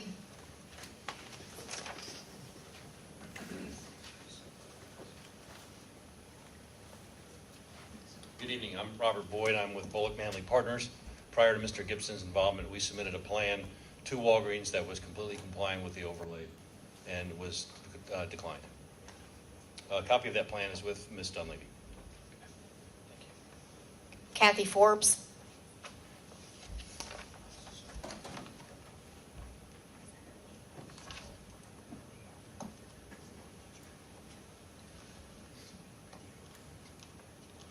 Hi, I'm Kathy Forbes. I live in Brookhaven Heights, which is the community right off of Colonial, so I would be impacted by whatever development goes up there. I am very excited that the proposal from John Gibson does look visually a lot better than what was proposed several years ago, but we can't let that drive our decision-making, because it's going to set a very bad precedent if it's not overlay compliant. It's going to be bad not only for the overlay, but I think for the ZBA as well, because these are your own rules, if I understand them correctly. I'm not an expert on all the guidelines, but the overlay is not a set of suggestions. It is zoning code. And as I understand it, that means there needs to be real hardship in order for variances to be approved. And to me, there's a lot of other things that could be said, but that alone should just stop the process. And you have developers that can bring to the table plans that are completely overlay compliant. How could anyone suggest that we ignore that and give variances when it's absolutely not overlay compliant and there's no hardship? I'm being a little redundant, but it's just such a big glaring point. I don't know how anybody could ignore that. Thank you. Thank you, Ms. Wood. I have no other speaker cards, Mr. Chairman. Okay. All right. So I guess now, Mr. Dillard, you've got. Is there anybody else? Oh, I guess no other. I think we got all the cards. Is there anyone else that can speak? I didn't fill out a card yet, but I will as soon as I'm done. I'll be quick.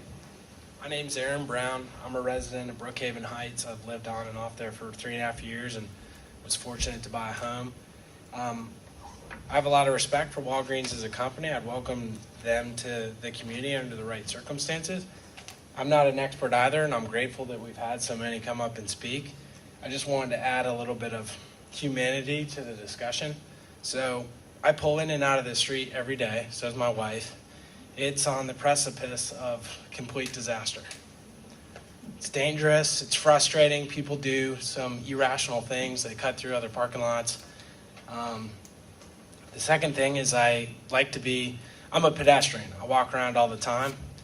And I just want to add some gravity to the discussion. I think the previous speakers have already made it, but as someone who's invested in the community personally, going to be raising a family there for a long time.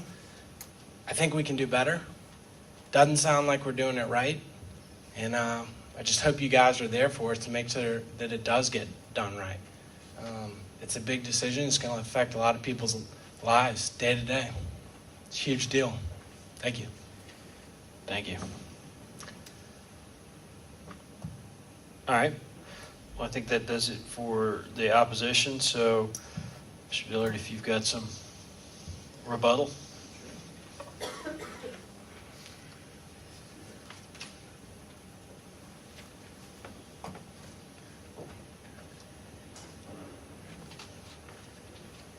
I'm not going to take 30 minutes. Thank you. But I am going to address each speaker. Mr. Draper and his group that was so zealously involved in the drafting of this overlay, and Ms. Dunleavy said there's never been a variance granted to this overlay, are incorrect, because 6 months before the city was incorporated, I represented the Savvy markets on Dresden. We filed 9 zoning applications for that property, which were approved by the Board of Zoning Appeals by DeKalb County with 1 dissenting vote. For business owners to have to come to you with 8, 9, 10 variance requests to meet current market demands, you need to look at the ordinance. To talk about putting all the access on secondary streets and not having access to your major corridors to put whatever goes on this property, accessing only off of Colonial, is insanity. It's a mess now. And we've got right in, right out. Takes DOT approval. It's what one of the problems I had with the previous application is they didn't want right in, right out. They wanted full access. Well, that wasn't going to happen. And they sued primarily based on the fact that Peachtree Road was a state-operated road, and the Brookhaven and DeKalb County didn't have jurisdiction. They lost that fight. That's not the fight here today. We need to think in terms of what's reasonable for this property. I tried to put this property together 15 years ago when Spurgeon Richardson and Rob Reno owned the building. We tried to put it together, Ms. Martin's historic home and the U-Haul folks. It wasn't possible. You know, if it was a way to do it all together, that would obviously be the best way to do it. But that's not an opportunity that we have here today. Mr. Miller comes up here and says he wants to develop the whole thing. Well, great. That ain't happening. So what we've got to do is we've got to try to look at what I think are unreasonable requirements of an overlay. And an overlay is exactly what it says. It's an overlay. We've got the right to build a drugstore on this property under the underlying zoning. The overlay should relate to how we do it. And the overlay needs to relate to the protection of the public health, safety, and welfare of the community. It also shouldn't take away valuable property rights of the owner of the property. And if we can put a drugstore on this with some attendant office and pull it up on the street, which is what the overlay wants, then how do we do it in such a way as to minimize the impact on the public infrastructure and on the public health, safety, and welfare?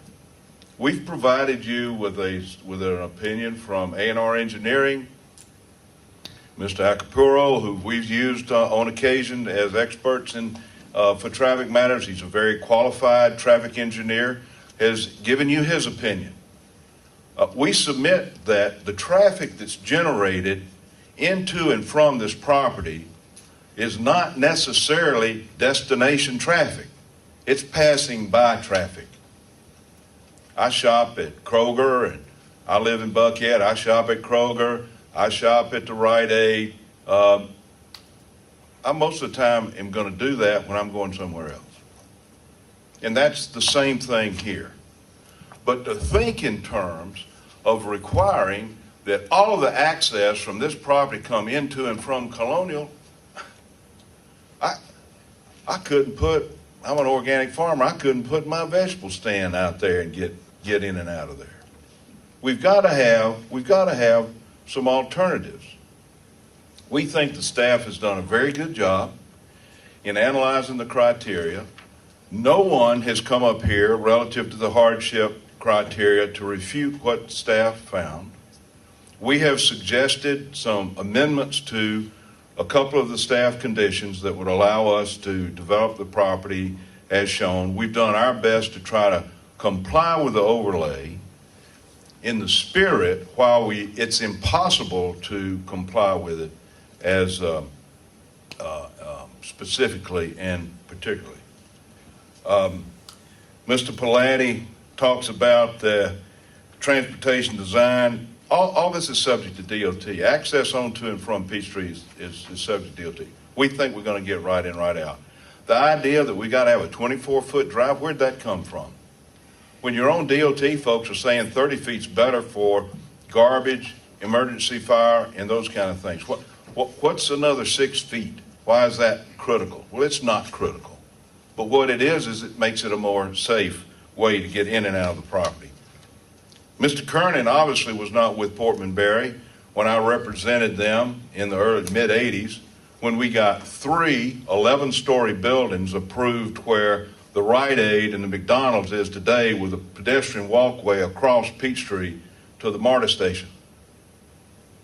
That wasn't built, but we got it approved by DeKalb County. We're in an urban core here. We're within walking distance of a MARTA station. Now, I'm not going to say somebody's going to come from Lindbergh to Brookhaven and walk to our Walgreens to get drugs and walk back and take it. That's not going to happen. But what could happen is folks using MARTA come up on the way to the multifamily homes that are located on the east, south and east of this property to do it.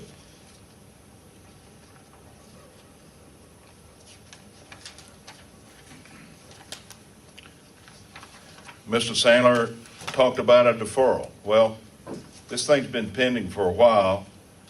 Folks have known where we were. We've met with staff, and they've made their directions.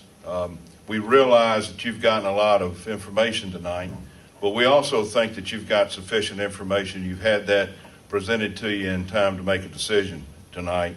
Obviously, we've got competing interests with competing property owners, and that also applies to Ms. Martin and to Mr. Miller.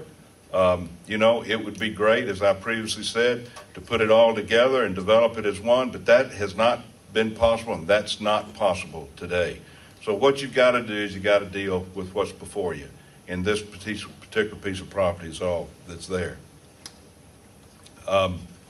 We think that the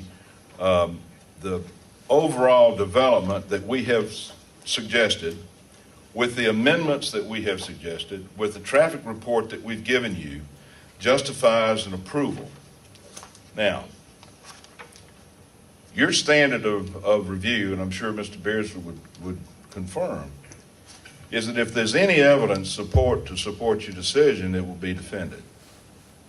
Now, Ms. Dunleavy's put some stuff in the record that we've not seen. We think that we've carried our burden of proof. The staff has recommended approval, and the only 2 comments that they had that were not addressed by the application, we think we have addressed with the amended site plan, showing the fenestration down Colonial, showing the landscaping along the parking deck, and also showing the access off of Peachtree, which we think is important. The parking is what it is. Most of the urban areas are taking parking and reducing the overall parking requirements in order to encourage pedestrian use. There's a lot of pedestrian activity along Peachtree. It's also a very heavily traveled road. We recognize that. So we need to encourage, if we're right in, right out on Peachtree, The only then effort to come, if you're going southbound on Peachtree, is to take a left on Colonial and to go into property. We've got 2 access points, and we think that that can be very, very safely done. The previous rejected plan was not compliant with the overlay. This plan is compliant with the overlay in all respects, particularly in light of the amendments and the new site plans and the traffic report that we've given you tonight. So we would ask that you favorably approve this and that you allow us to go forward with what will be a very high-quality development on this property. And we're available to answer any questions. Thank you, sir. Thank you, Mr. Dillon. Well, I guess it's my turn. I'm Jay Gibson. I guess I'm the reason for all this. Doug did a really good job. Humanity, as Mr. Brown said, was a good word. 49 years ago, 9 days ago, I was born in this community. In this community, on Dresden Drive. Piedmont Hospital, raised on Dresden Drive. My parents moved to the other side of Brookhaven. Went all down. I grew up there until they moved on West Brookhaven. And I bought a house on West Brookhaven. And then I moved to East Brookhaven. And I'm still here. When we started this project, we started it with our eyes wide open. We understood the overlay. We understand the significance of what Brookhaven is trying to be. When we first designed this project, we sat with the mayor, the city manager, Miss Williams, and we said, hey, we have a great idea. We have a great opportunity. And what we originally did in our plans was to propose to put City Hall on the second 2 floors. Even though our rent structure is very, very competitive in the Buckhead market, the city needed to be more frugal. And it made sense. But what we were creating is a front door to Brookhaven, this new city that we have just founded, with an overlay and zoning, all of which we have to deal with. As you'll notice, some of our variances are not because of the zoning, but because of the overlay. And some are because of the overlay, but not the zoning. But the point is, we designed this building in the spirit of this overlay. You have not had one person come up here and say one thing bad about this building. It is a beautiful, classic, scaled building. It is. It is the spirit. Brookhaven exists. Peachtree Corridor, which is what we have got to basically develop and nurture. We have Buford Highway and Peachtree, and that's it for the city of Brookhaven. We are bordered on Peachtree by a railroad track that runs us out at Waffle House, and by historic Brookhaven, where I was born and raised before there was a city, all the way to Oglethorpe. The fact that we live here, my father's grandchildren live here, we have a responsibility to this neighborhood. In 1980, I was a sophomore at Marist when Portman proposed the buildings that he got approved. And we fought that with like tooth and nail. And what happened? We ended up with a grocery store. All right? The proposals next door I've seen are 8-story buildings. Is that what you want to be compliant?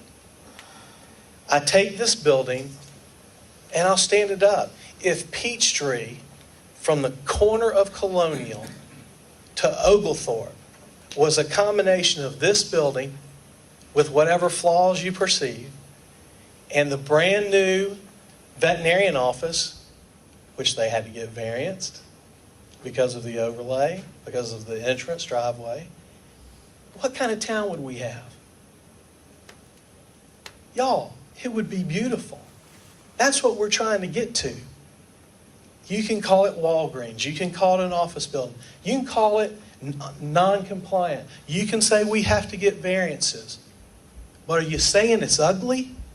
Are you saying it's not meeting the spirit? Are you not saying that this is a dynamic, beautiful start to what we're trying to do?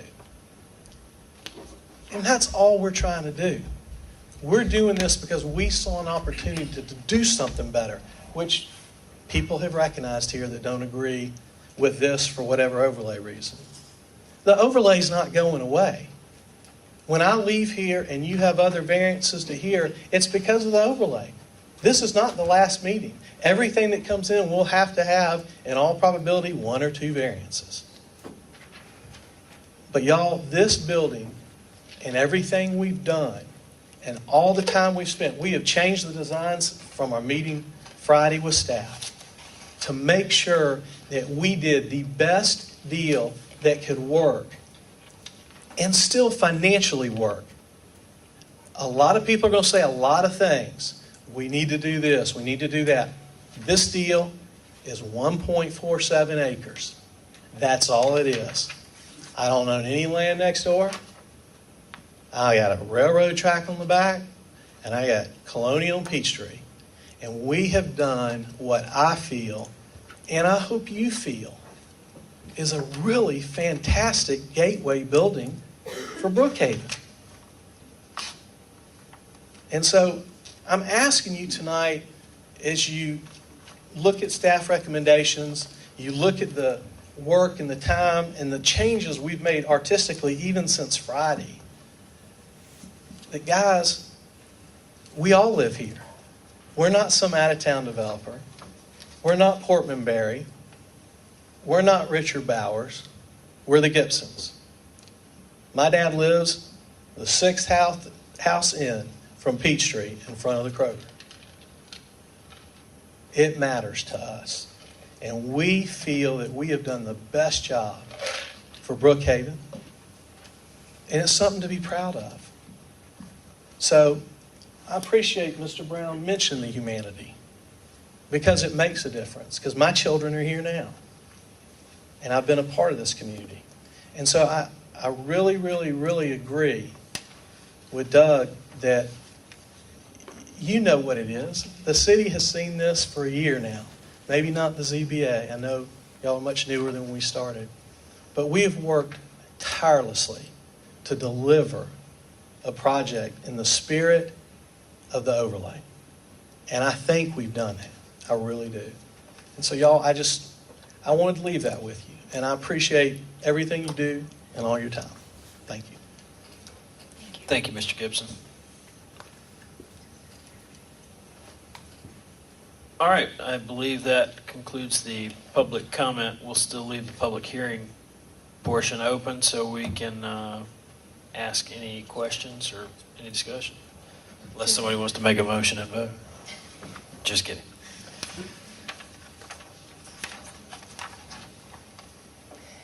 So we're able to ask questions? Yes, you are. First, I'd like to say I very much respect the work of the BPCA. I believe that I'll just reiterate with some things that have been said tonight. There's been a lot of time and energy and expense put into creating these guidelines, and I believe that there are guidelines that our city has bought into, and I do respect the work that they've put into this. So I do like to see developments that are closer to aligning with those requirements than not. A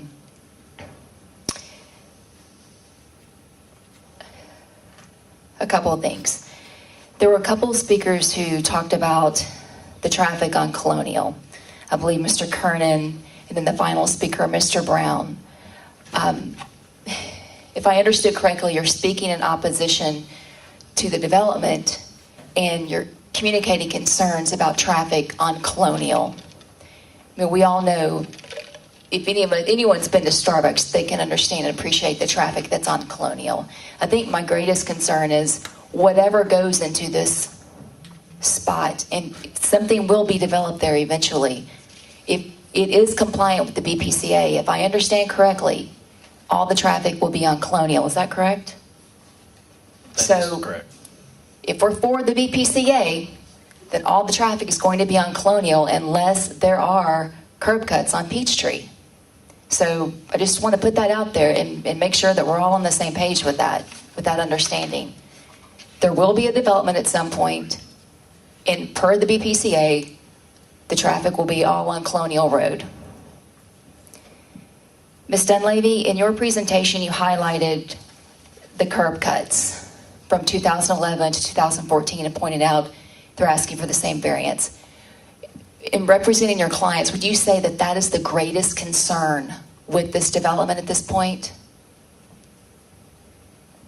I wouldn't say it's the greatest concern. I mean, to your point about all traffic going on out onto Colonial, if this property were ever developed, the overlay provides that you could have a curb cut on Peachtree, but you'd have to assemble the parcels next door. You know, you have to have so much frontage on Peachtree. So it's not necessarily that if this property got developed in the future, all traffic would have to go onto Colonial. If it were assembled, like with the next door property, they could get a curb cut further down on Peachtree.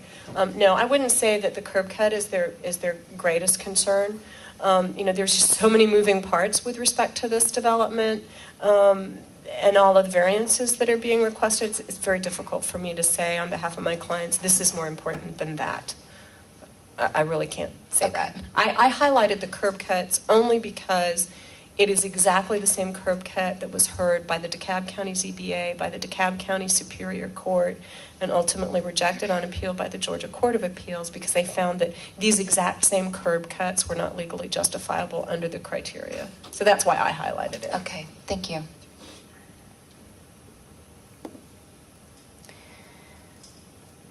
That's all I have right now. Okay.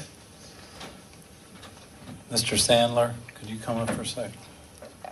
Excuse me, Mr. Beardsley, Oh. before you ask your question, I would just caution the board that if you ask a question, that the response is to that question, that it doesn't be used as an opportunity to stray from the request. Okay. Yes, sir. So, Mr. Sandler? No, I'm not. Your client controls the subway property? Yes, sir. And the subway property is not very deep, is that correct? Yes, sir. So Ms. Martin's property is behind the subway property? Correct.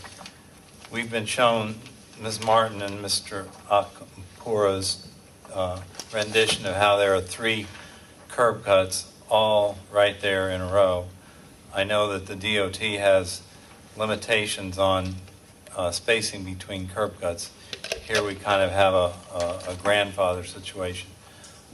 Ms. Martin just made a good point, which I think might require your client's cooperation, but even without assembling the parcels, it would seem like if there were cooperation between Ms. Martin and the subway owner, that you could basically develop one driveway between the Walgreen property and the subway that also fed back into Ms. Martin's property if there was enough cooperation between the owners. Do you see that as a feasible alternative? Yes, sir. And why? Just to be specific in my answer, back when we were dealing with the prior developer who acquired the property, who put the property on a contract for Walgreens, which Walgreens acquired, we entered into an agreement with Walgreens that was never finalized to provide a point of access on the property line, and either that or we'd put on one side or the other with cross-access rights. So we're open to, we recognize the hardship of having limiting access on Peachtree, but also having 2 curb cuts right next to each other. And our approach would be to try to find a shared solution. I think that's what you're asking. Would we be open to a shared solution? We already were once before. I assume we would be again. Could you accommodate the adjoining property owner to the rear and side as well?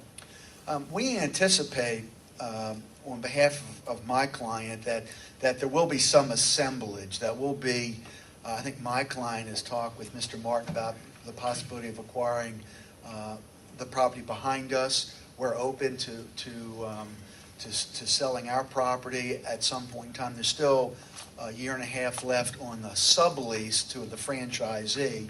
The lease is with Subway, the parent company, and that lease still has a one option period of 5 years available. So there's a certain limitation because of the relationship landlord-tenant as to what could occur in the near term on that property. But I think everybody who knows that area anticipates the highest and best use would be an assembly of these properties, even potentially including the U-Haul property all the way up the corner. But my question is, would an assembly today be required to come up with a reciprocal joint driveway easement and a design plan that Eckert's could execute, Walgreens, sorry, could execute to carry out basically a single driveway access that accommodate all three parties?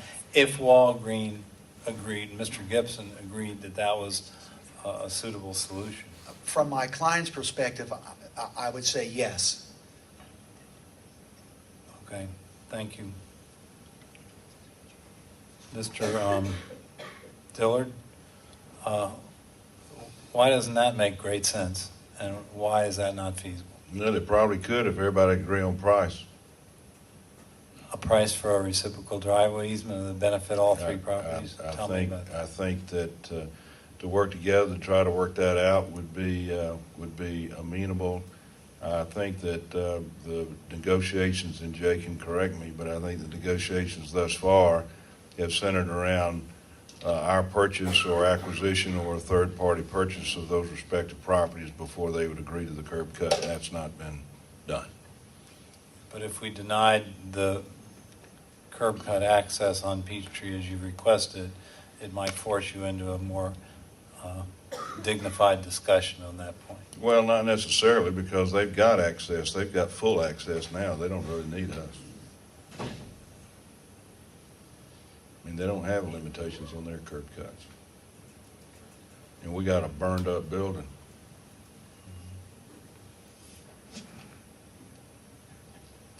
Okay, I'd like to ask a question, Ms. Martin.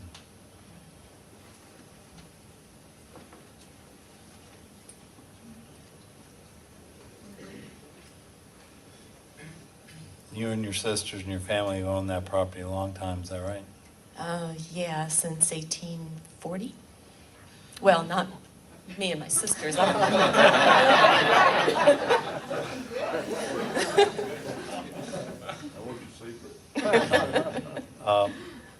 Have you, what's your opinion on the likelihood that the three property owners could agree on a joint driveway between the Subway and the Walgreen properties?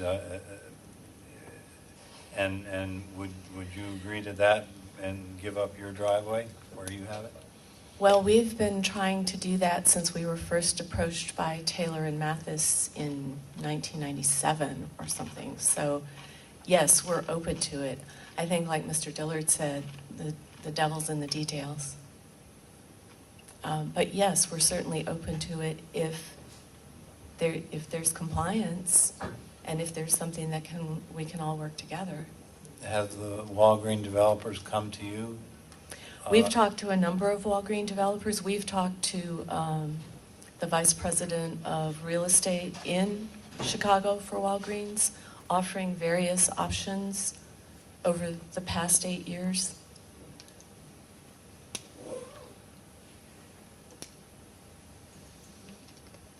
Is the gentleman, okay, thank you, Ms. Martin. Is the gentleman from Bullock Manley Partners still here, or did he leave?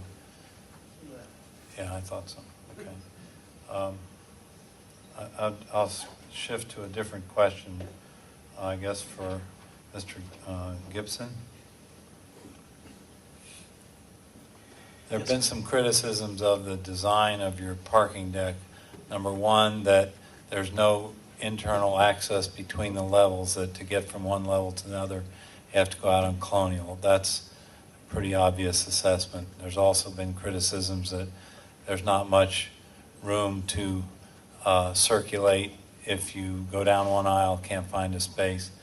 And then also, I can see where the side view elevations of this building did not show that Walgreen semi-truck parked into the loading dock for a long period of time, basically creating a billboard for Walgreens on the side and taking away from the beautiful fenestration. So, I see that there could be other ways to design where the loading dock is. There we've heard that you could have underground parking at the lower level without having a parking deck.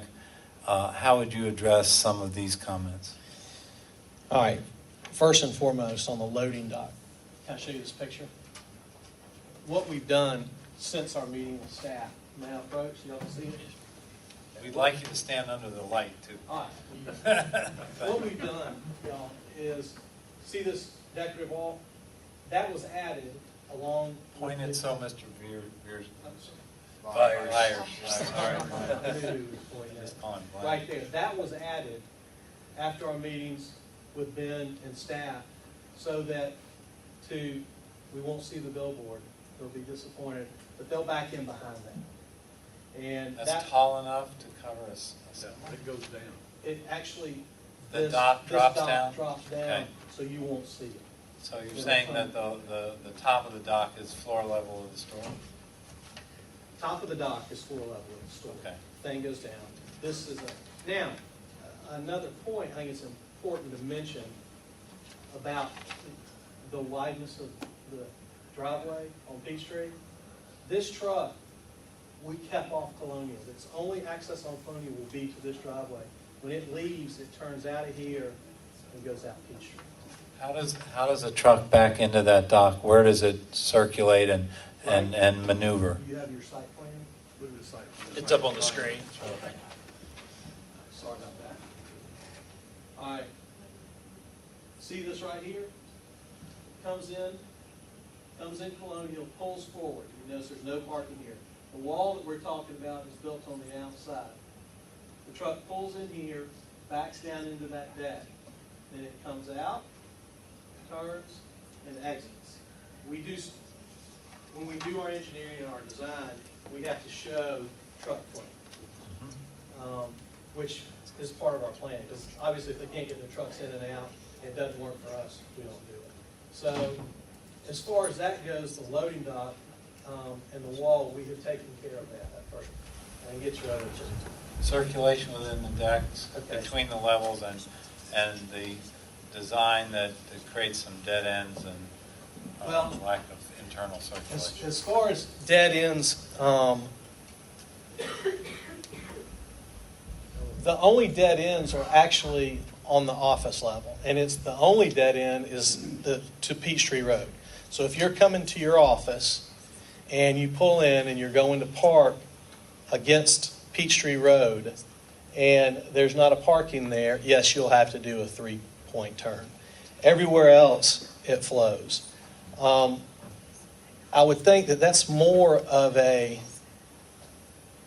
marketing issue, for lack of, these are fairly wide drives, and I think that my tenants and myself may be concerned about that, but I haven't seen any. Is the upper level of the parking deck at the same vertical grade level as the second-story office? It is. The second-story office is head-in park. So those people coming to work in the building can turn off of Colonial and go in and head-in park. I assume the office is interior entry only, no exterior doors into office suites? Or No exterior doors into office suites. so a person parking is going to have, what, 2 entrances at the second level to get into the office? Right. One on each One on each, wall. one on the, facing the inside deck and facing the rear. Third level, they'd have to take the elevator. Third level, you take the elevator, yes. Or maybe go in and go in Or you can go up the steps. Interior stairwell. Yes, sir. Why haven't you filed a DOT application?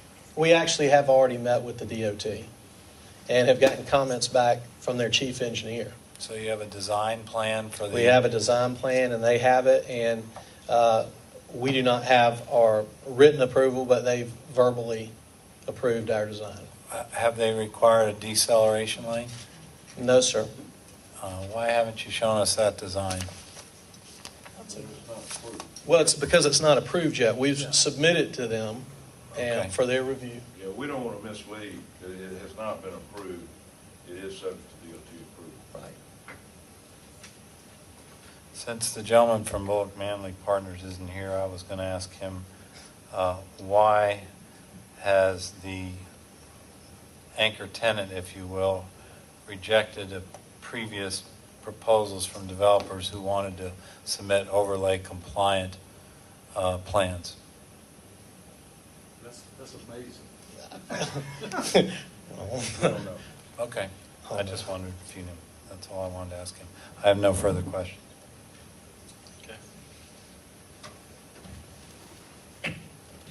Questions on this end? I'll jump in. I may be the dumb one up here, but I'm a little bit confused. One, because Mr. Dillard in your rebuttal, kind of toward the end, you made a comment that the plan was compliant with the overlay in all respects. And I'm confused, why do we need variances if you believe that it's compliant at this point? Are you If I withdrawing said the that, I application? misspoke. It's not complying with the overlay. What I'm saying is the overlay needs a lot of work. I For heard that somebody from to you as come well. in and do eight variances, the overlay needs to be more reflective of current market demands than it currently is. I heard that as well. I just Okay. wanted to clarify that. No, Then, Ms. Dunleavy, you made the comment that through assemblage, you could have a curb cut on Peachtree on an adjoining parcel. Yeah, probably Ms. Cannon could address that better than I can. I don't have the overlay district regulations in front of me, but you're only prohibited from having a curb cut on Peachtree if you don't have so much frontage on Peachtree. Is that correct? And what is that frontage, Ms. Cannon? I just, sorry, I don't have it at my No fingertips. problem. Let me double check that. Okay. It just strikes me that we are adjoining two parcels here, so if the frontage is the issue, that answers my question. That's my understanding. I don't want to misspeak without the regulations in front of me. Okay.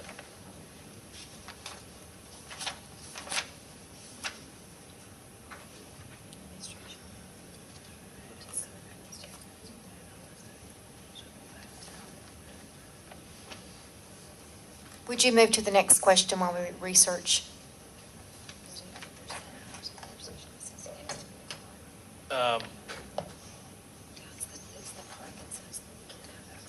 I guess I've got more comments than questions. We want to hear them, Mr. Nunn. My first comment was, we've gotten a lot of information tonight from both sides.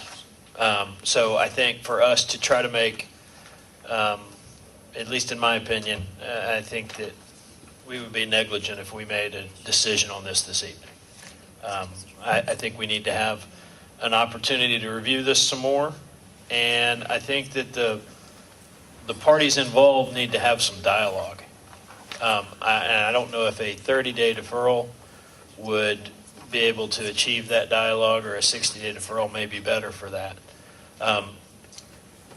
The issue I see here is, it seems like we've got three different parties involved in this.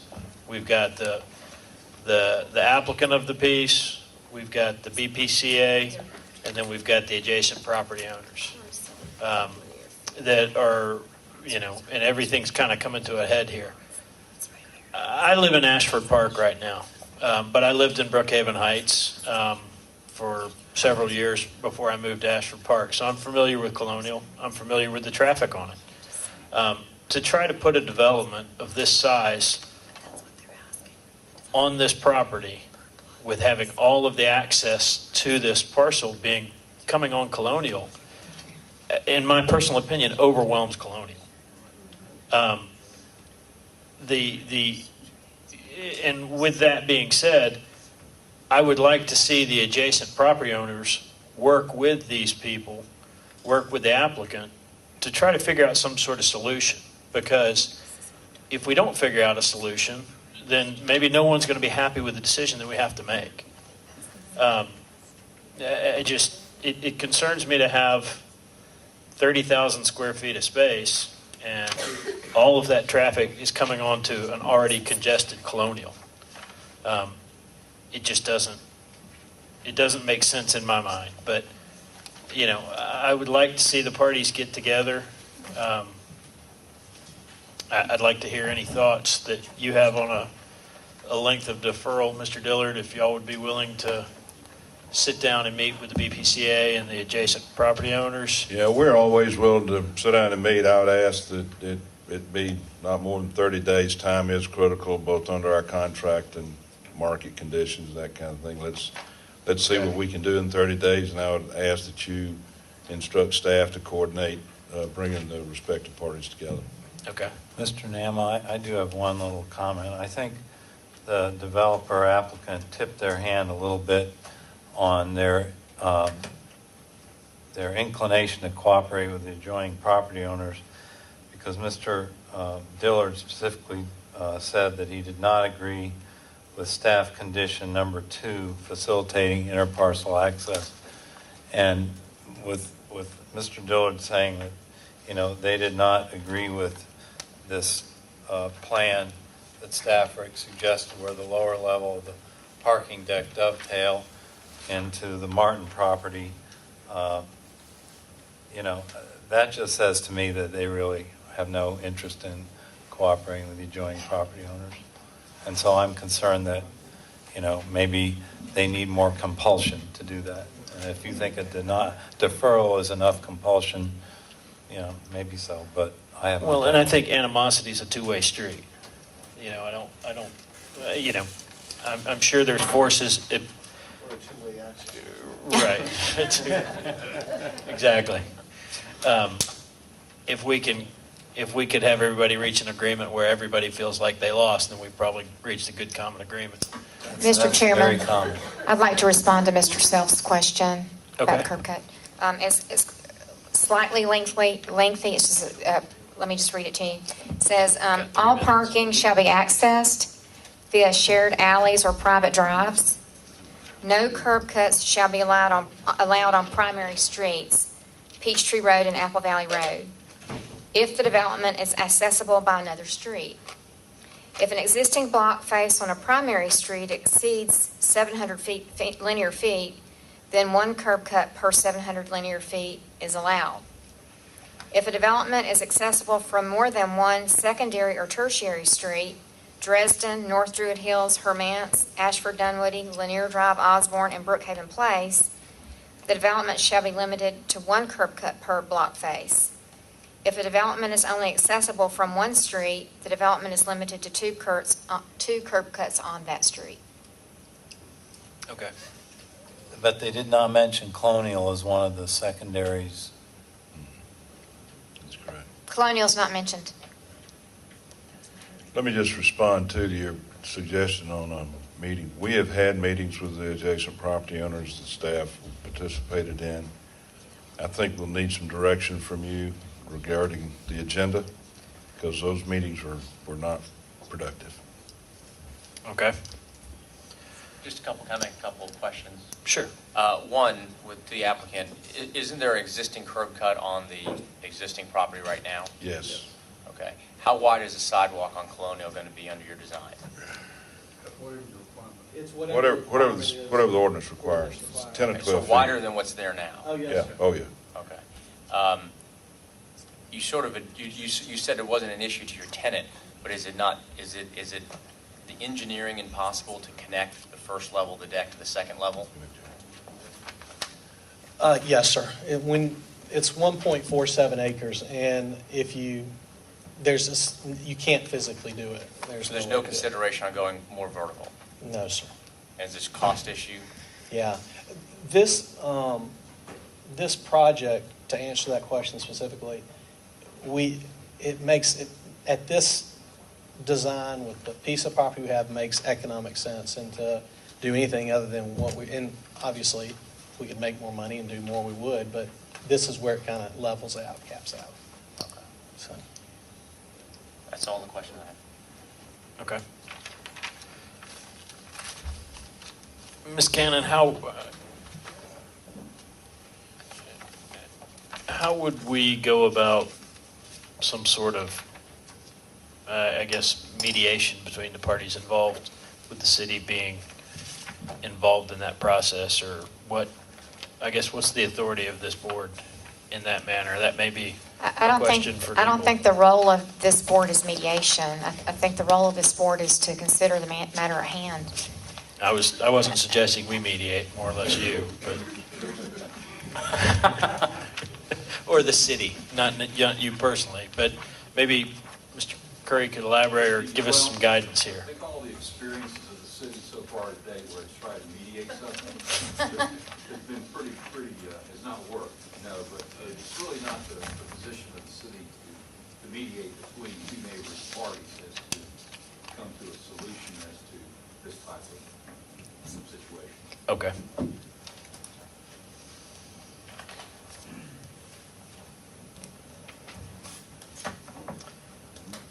All right, well, does anybody else have any questions? I agree that it's not the role of the city to do that, but we could provide the venue, we could provide the coffee, and hopefully have all three parties sit there in the room with the understanding that,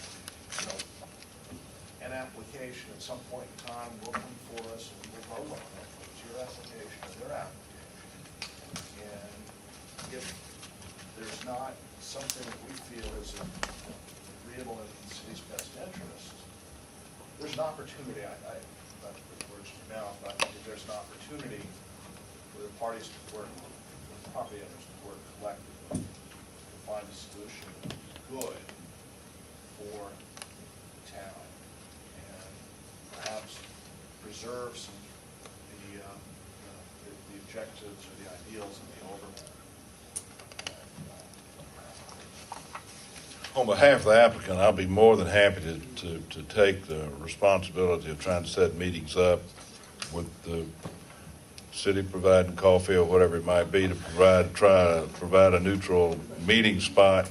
But I think it would be helpful too for you to provide us an agenda. Let us be sure we're addressing the issues that you're concerned about, be it parking, access, whatever it might be, so that when we do meet, we can try to make our time as productive as possible. Okay. Mr. Chairman, my comment about a few things. Yes, sir. I would be in favor of deferral, and while we're not there to mediate, I think we can certainly express our concerns about the project as it stands. And I can tell you, it's one of my favorite neighborhoods to run into. It's very dangerous. I mean, people desperately seeking a cup of coffee will run you over in a heartbeat. So Starbucks to provide the coffee.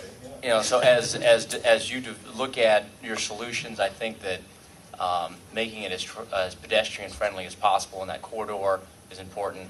As you consider the issue about connecting the parking deck, if there's a solution there somewhere down the road, a value engineering solution that gets you there, I do think that's a valuable point they've made. That is a concern that I see.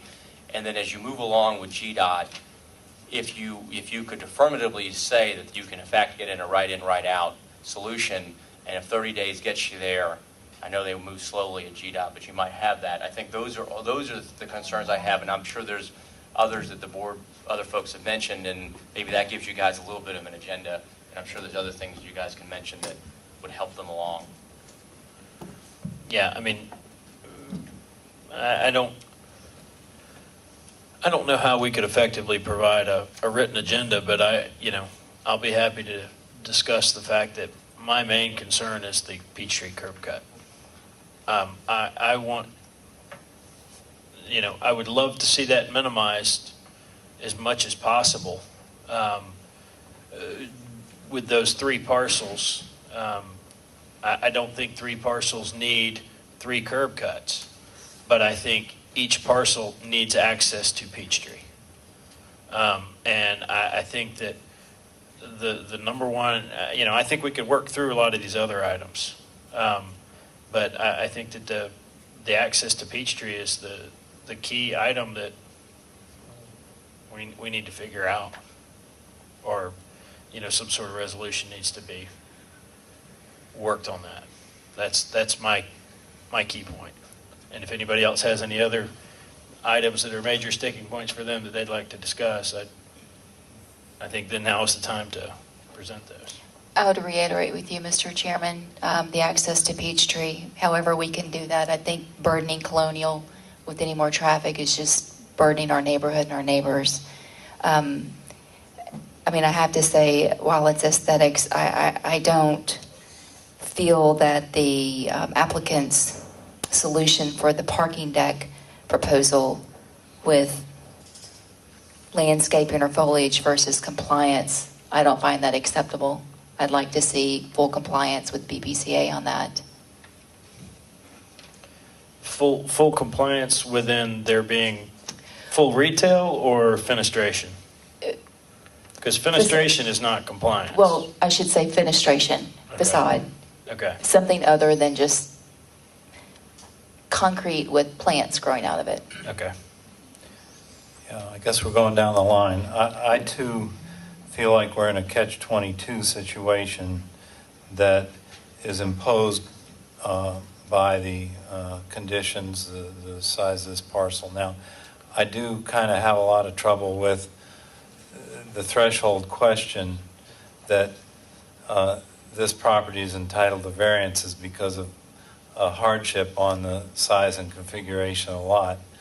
I'm very sympathetic to the opposition on that point that kept stressing that. But the way to solve our problem of not imposing an inordinate amount of traffic on Colonial is to solve the Peachtree driveway issue. This proposal doesn't solve it, it exacerbates it. Okay, so if we were to take the position that, well, yeah, it makes sense that, emergency vehicles, delivery trucks, whatever, would be better off making a right turn out of there. I kind of get that, but, they're making a right turn out of it across, an area where there's people trying to pull into the subway. That's not safe.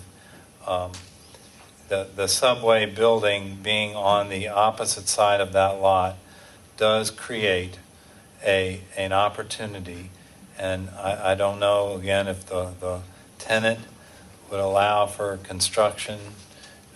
Maybe somebody would have to provide alternative parking to subway customers during construction. I don't know if that can be done. It's complicated. Reciprocal driveway easements, I write a lot of them. They're hard to do because so many competing interests, but it is possible. And I'd like to see the developer seriously try to help the city on that point.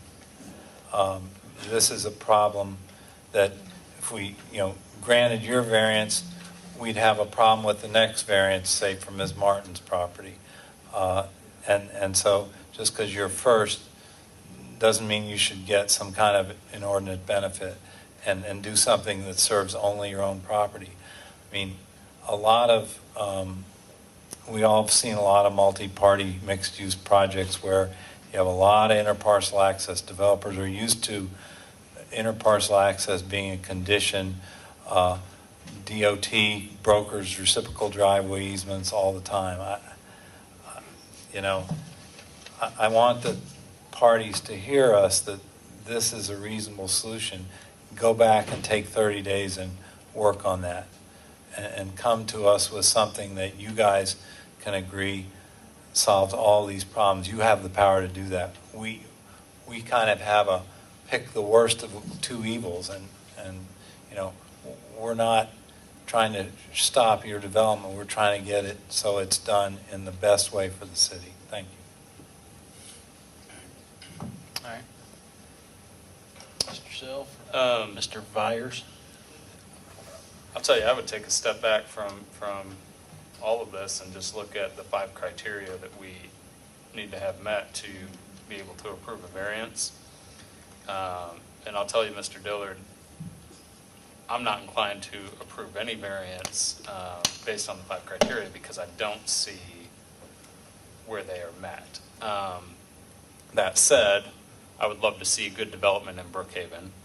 And, I share the viewpoint that 3 curb cuts on Peachtree coming out is certainly not in the best interest of anybody.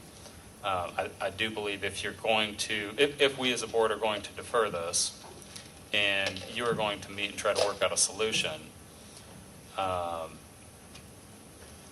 believe that the curb cut is the most important factor you need to address. And I believe that the 3 parcels need to come together and share in that resolution. But again, I'll tell you, even with that, you look at the first criteria, there's nothing exceptional about the lot whatsoever. You look at the second criteria, there are clearly plans that have been presented to Walgreens in the past that don't require any variances. I don't know why we would approve a plan that does require variances if that is the case. You look at criteria number 3, it seems to me very detrimental to the public welfare to have the amount of concern we've heard here tonight over that Peachtree curb cut and the pedestrian access and the traffic volume on Colonial, people being run over by the Starbucks crew, and criteria 4, it seems to me there is no real hardship here. As Mr. Beardsley addressed, just because you're the first doesn't mean that you should have some kind of special privilege. And I feel granting this would be a special privilege. I'm just not inclined to do it. It's late, so I'm going to be real short. I too kind of struggle as to whether or not the first criteria has been met, but I really think that this is probably a case that's just calling for a deferral right now. I would support that.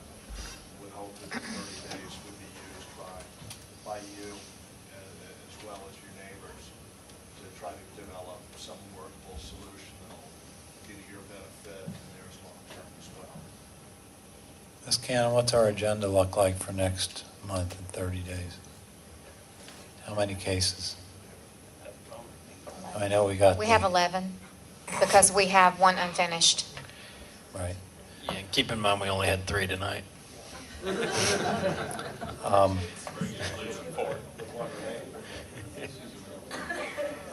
I'm sure that contracts can be extended, but I know how hard it is to get parties like this into one meeting, and I doubt if it can be resolved in one meeting. I'm more in favor of a 60-day deferral, and of course, with 60 days, there's a much greater chance that something can come back workable, and we don't, unduly burden the next meeting, which has a set agenda. Well, with that, I'll entertain a motion. I'll make a motion. Mr. Chairman, are you closing the public hearing? I'll close the public hearing and then I'll entertain a motion. And I'd like to insert a request. Okay. Please. If you do defer until May 21st, we would ask that any revised plans be submitted to the staff no later than May 5th. Okay. And that is from all parties involved? Yes. Okay. Revised plans and comments, you mean? Yes. Okay. I would also say that we're going to be seeing in this board a lot of Mr. Dillard, of Mr. Dunleavy, of the BPCA. I know. We're going to be seeing a lot of these same applicants, and I think, by asking them to go back and, sharpen their pencils and do some hard work, I'm concerned, we're going to get an application right across the street from this sometime soon for the Hastings site. We just have to think of what's best for the city and the citizens, and so please use the deferral that I'm about to make a motion on wisely. I'd like to move for a 60-day deferral in this case with a requirement that any revised plans and comments be not only submitted to the staff by May 5th, but that they actually meet with the staff, say within 3 business days after the 5th, to discuss those plans. To a date certain of May 21st would be the Date hearing certain date. of May 21st. Sorry, 60 days is not right. May 21st deferral. Thank you. All right, we have a motion. I'll second. All right, we have a motion and a second. Any discussion? All right, all those in favor of the deferral of ZBA 14-06 to May 21st, please signify by raising your hand and saying aye. Aye. Aye. All those opposed? Nay. All right, let's go ahead and take a 3-minute recess to clear the room for the next case and use the restroom.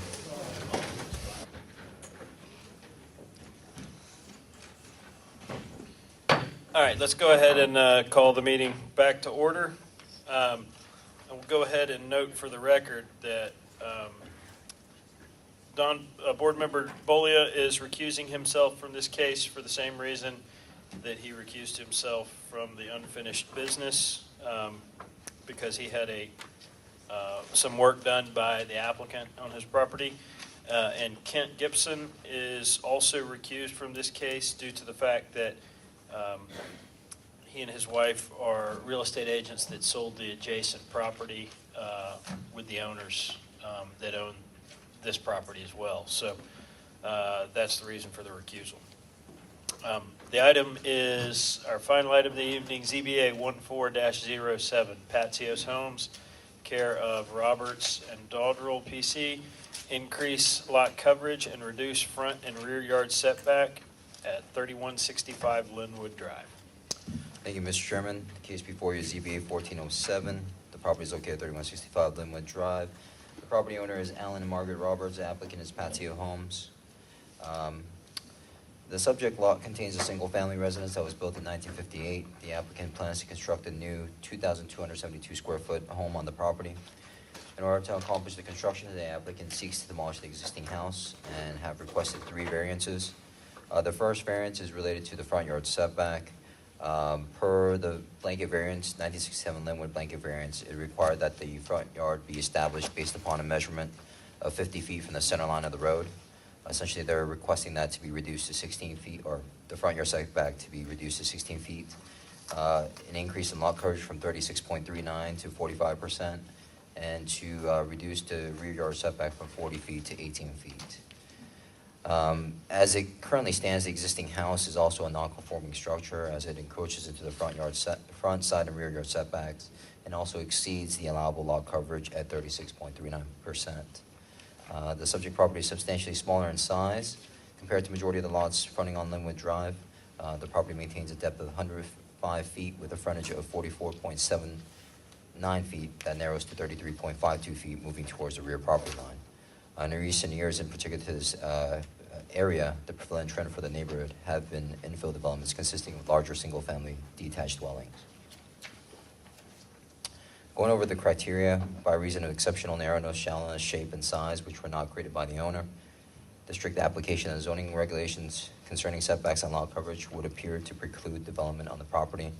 Again, the staff would state the property is only 105 feet at its deepest point. Based on previous variances that were approved for setbacks and lot coverage along Linwood Drive, due to the non-conforming nature of lots, in particular 2 lots, 3180 and 3184 Linwood Drive in the Linwood Park neighborhood, were approved for an increased lot coverage to 46.44% and 48.51% respectively as part of an infill development. Both of the aforementioned lots maintain a larger lot size than the subject property.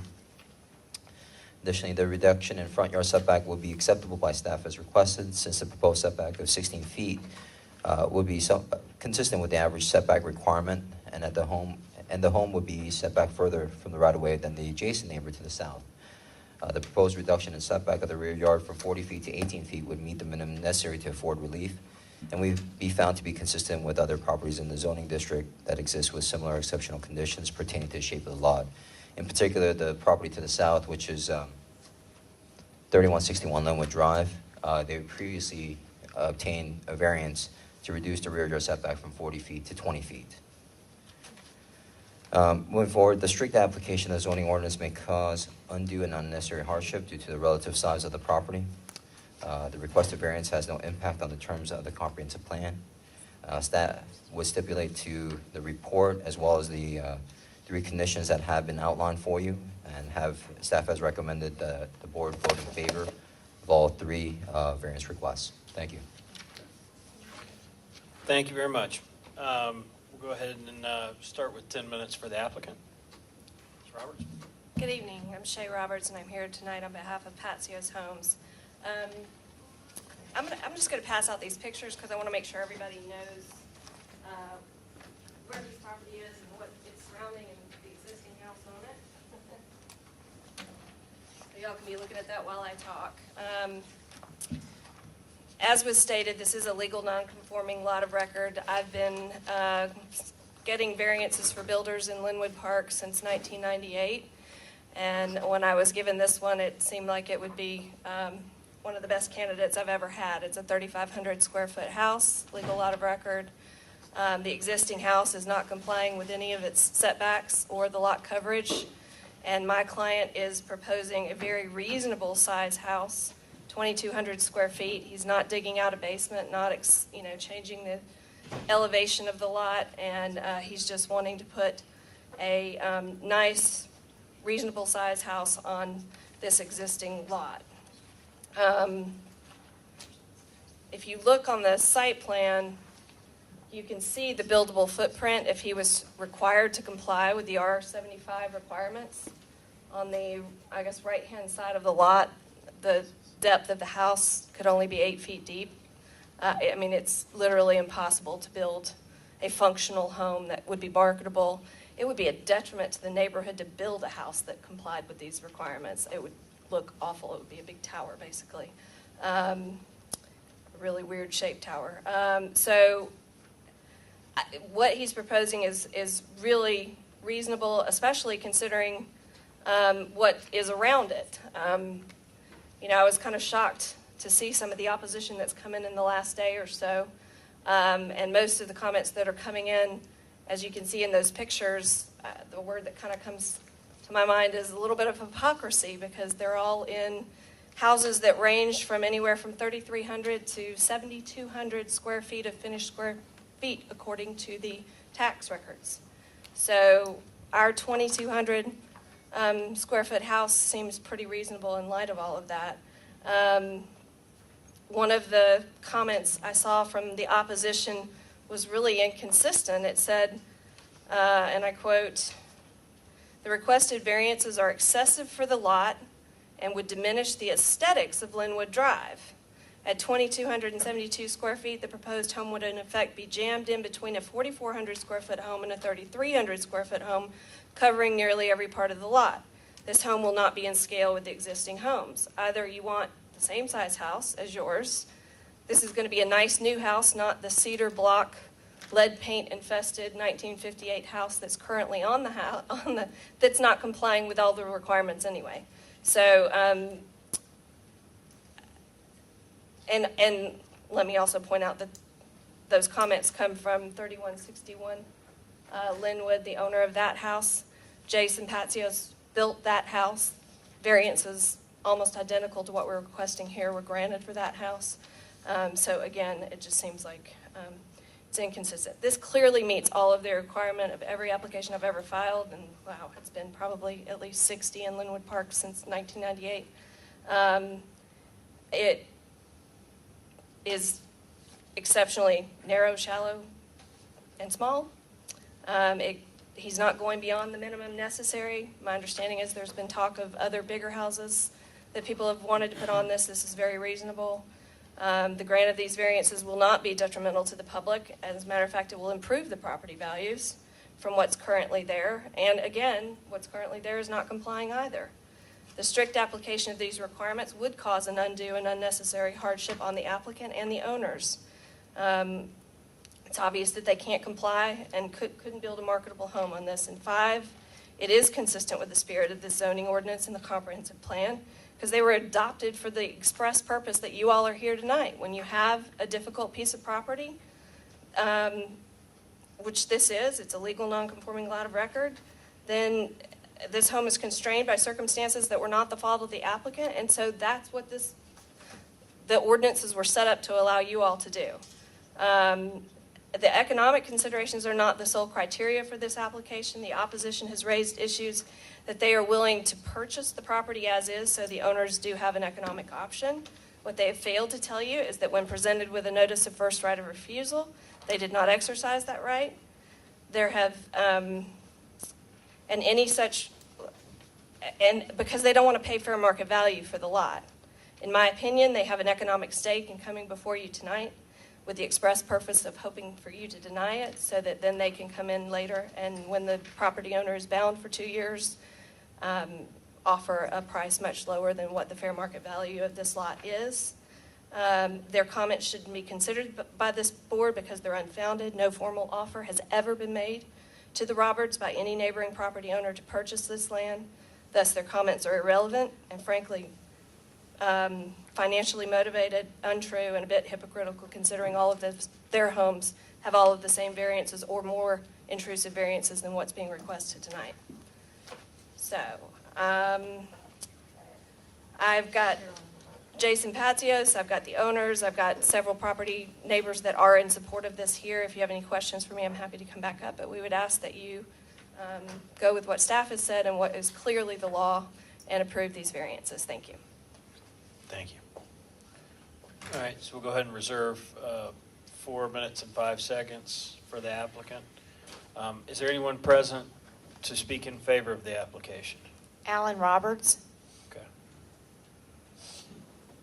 He's the applicant owner. Okay. Good evening.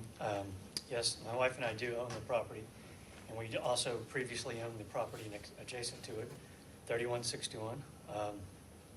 We are not trying to deceive anyone or screw anyone over. We've lived in the neighborhood for over 9 years. We love the neighborhood, and we struggled with the decision to move.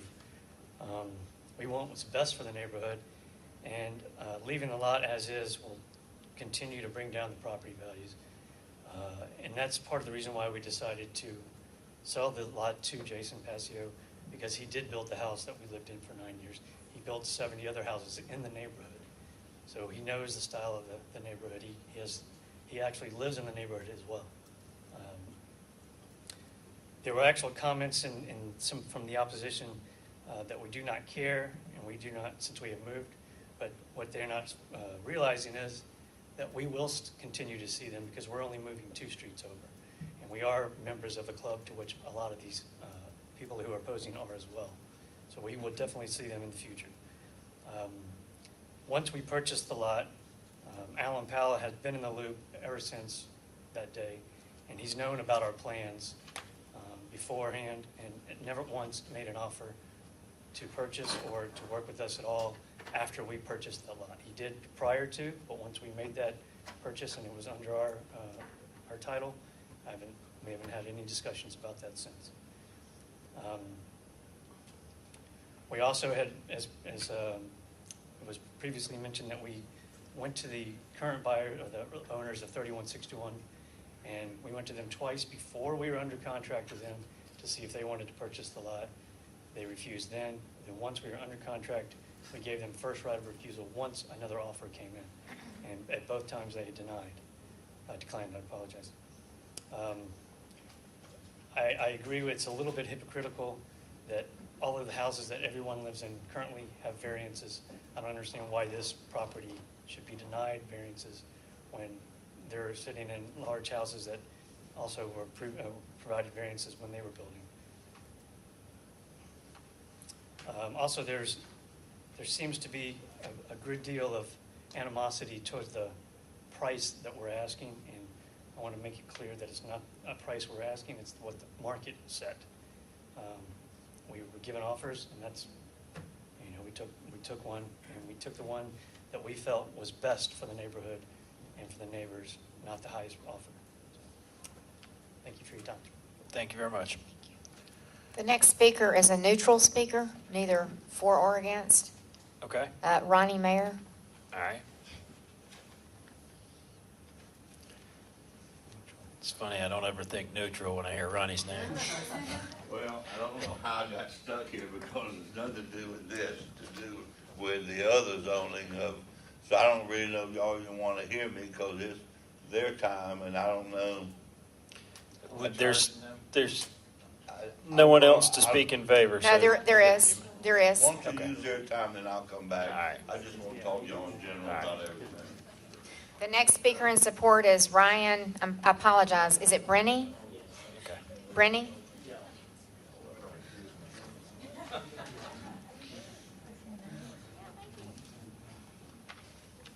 Thanks. I'm Ryan Brennan. I've lived in Linwood Park since 2002, and I want you guys to approve this application. I think the choice is pretty clear. You see the house that's sitting between the two houses And that house is smaller. It's a concrete block house. It's functionally obsolete, basically. It was a Section 8 house owned by DeKalb County until the Roberts purchased it 18 months ago. And the neighborhood was full of those sorts of houses. And it was a crime-infested neighborhood. And because of people like Jason and other builders in the neighborhood has been able to turn around, and it's because of the variances. They've been issued time and time again in that subdivision to make the houses work and the property values work. And I live in a smaller house, but eventually I would like to be able to do the same sorts of thing, to be able to build a bigger house on my property. My neighbors the same way. And it's really hypocritical that the property 3161 opposes it, and they've had 25-foot setback, 25 or 50% setback in the rear setback. They've had setback 50% front setback on that. Say it's a triangular shaped lot, and you can look at it. And they had for that house to be built, they had to have that exact same kind of variance that they're now opposing. And 3-foot side setbacks is all through Linwood Park. 3 foot on one side, 7 foot on another, or 5 foot and 5 foot. But you have to be 10 feet away from the main structure in Linwood Park. This is not anything new in Linwood Park. And the neighborhood has become a great neighborhood because of the way that we've been able to have these variances go through. And opposing I can't believe anybody would want to oppose it and sit there and look at that house in the neighborhood and have it go back to Section 8 housing when Jason could build a nice house and it could be marketable and sell and bring better people in the community and bring better tax dollars into the community. I think it's silly. I mean, you got Alan Powell, he's got a 6,400 square foot house, and he's arguing against a 2,200 square foot house to be behind him, and it's way behind him, way behind his property. And his property in 2006, when it first got put up, they had to go back and put paver driveways in so his pervious surface would work out. So, everybody has had, hardships on their property. And this property has the same sorts of hardships, and it should be approved by the committee.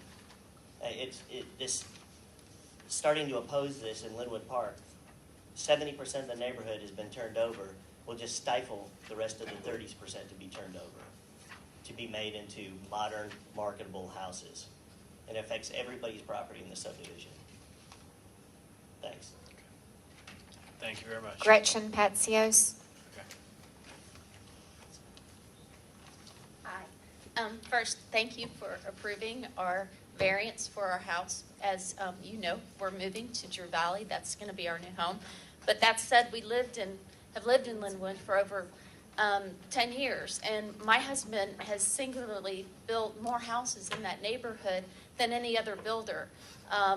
Jason is one of the only builders that designs his own houses, and in that, it's not because it saves him money or anything like that. It's because he loves what he does. So what the neighbors enjoy in that neighborhood is really due to what he's in large part created. So he's not going to go in there and stick some new eyesore on that piece of property. A lot of the people who have opposed this are living in houses that he's designed or designed and built. So I just want to say, what he does has created the value that's in the neighborhood that people are trying to protect. Thank you. Thank you very much. Kataska Davis. Good evening. I wanted to tell you that I am one of 3 houses that surround this lot. I'm the house to the left of this lot. I'm 3165 Linwood, and I am in support of change. Now, originally I wanted a neighbor to purchase this lot and make it a backyard, expand their backyard somehow, one of the other 2 neighbors. That did not happen in this case. Then I am in support of new construction here. I've lived in the neighborhood since May 2009, so no one has dealt with this house other than the Roberts. Nobody has dealt with this house longer than I have, and being in such close proximity to it and seeing what's gone on with it. It's currently uninhabitable. It truly is one of the last dinosaurs on the street. It's a total eyesore. It's a former drug house. I've gone down to DeKalb County to argue against keeping it as Section 8 housing, and once I went down there, that kind of put an end to it. But now it stands as is. It's uninhabitable. I've seen snakes over there. My children, play in the yard. Everyone knows this is a transitional neighborhood. This is what we do here. And for this piece of construction to continue standing just doesn't really make sense. So it's not news that a builder would want to come in and construct something new here. There's junk in front. It's not kept up. It's unacceptable. So if the variances aren't granted, then what happens? I mean, is Jason going to build a smaller house? Not likely. I mean, it doesn't fit with the look and feel of the neighborhood. Everyone knows that. Is another neighbor going to come and buy the lot? I don't know. Something's got to give, though. A smaller house is not going to work. So really my question is, what's going to happen? Are we going to build new construction here, or is somebody going to take this lot over? I'm not interested. I have a backyard.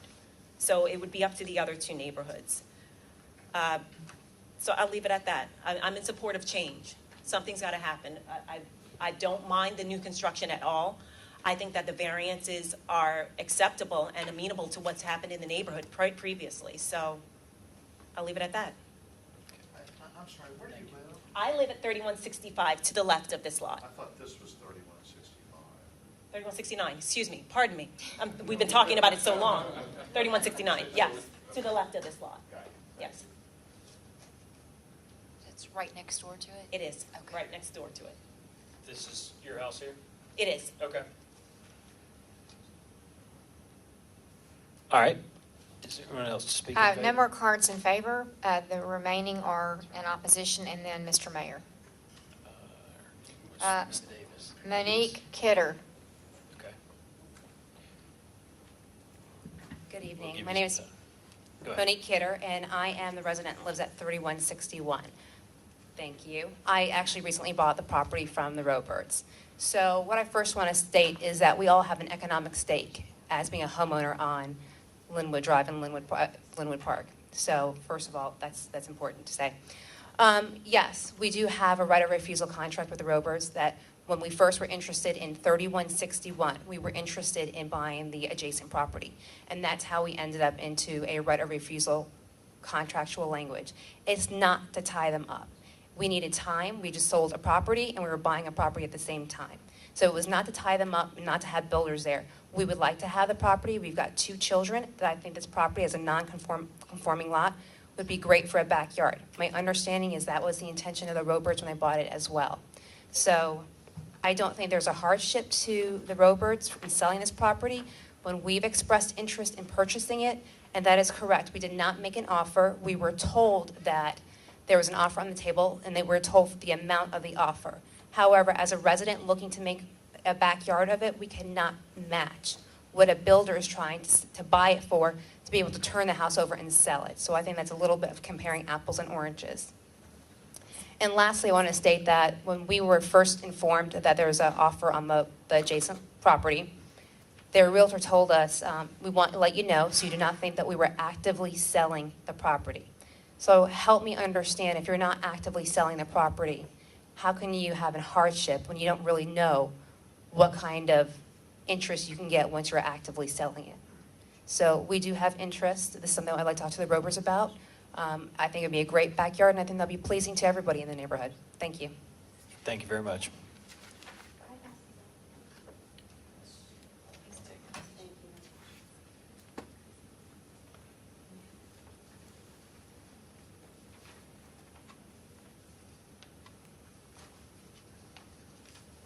Who's up next?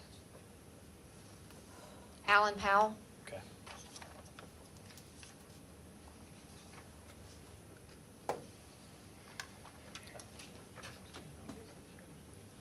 We're in opposition. I do.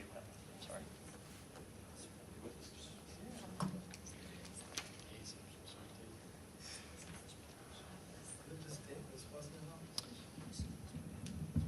She was. Mr. Chairman, We have a petition, but we only have one copy, so I'll need to get this back from you, and then we have these exhibits. Okay. Any feedback? I have a copy, there's only just one for the board. Okay, that's fine. Good evening, Mr. Chair and members of the board. My name is Alan Powell. I live at 3182 Silver Lake Drive, and so my home is exactly right behind this particular lot.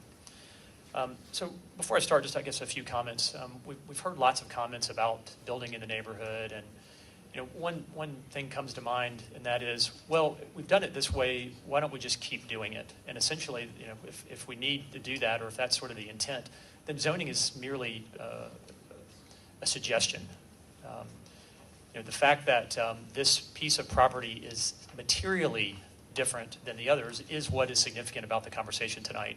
This isn't an issue that we're asking for a foot here or they're asking for a foot there. They're asking for a substantial deviation from the current zoning on the lot. So before I get into the specifics, I wanted to comment on just the variances in general. In the past, under DeKalb's oversight, our neighborhood has endured many bad decisions leading to some poorly built and designed homes. We desperately want to keep this from happening again in this case. To my earlier point, minimal changes, okay, that's fine. We do understand that we have a challenging neighborhood, but these aren't de minimis changes that are being asked for. I've got a handout that I've sent around that's got pictures, and I wanted to make sure. I think these at least will help better put in perspective what some of the points that I'm going to go through here. The lot in question is a third the size of an R75 lot. A third. It's tiny. At best, it's meant for a backyard, and that's essentially what it should have been done.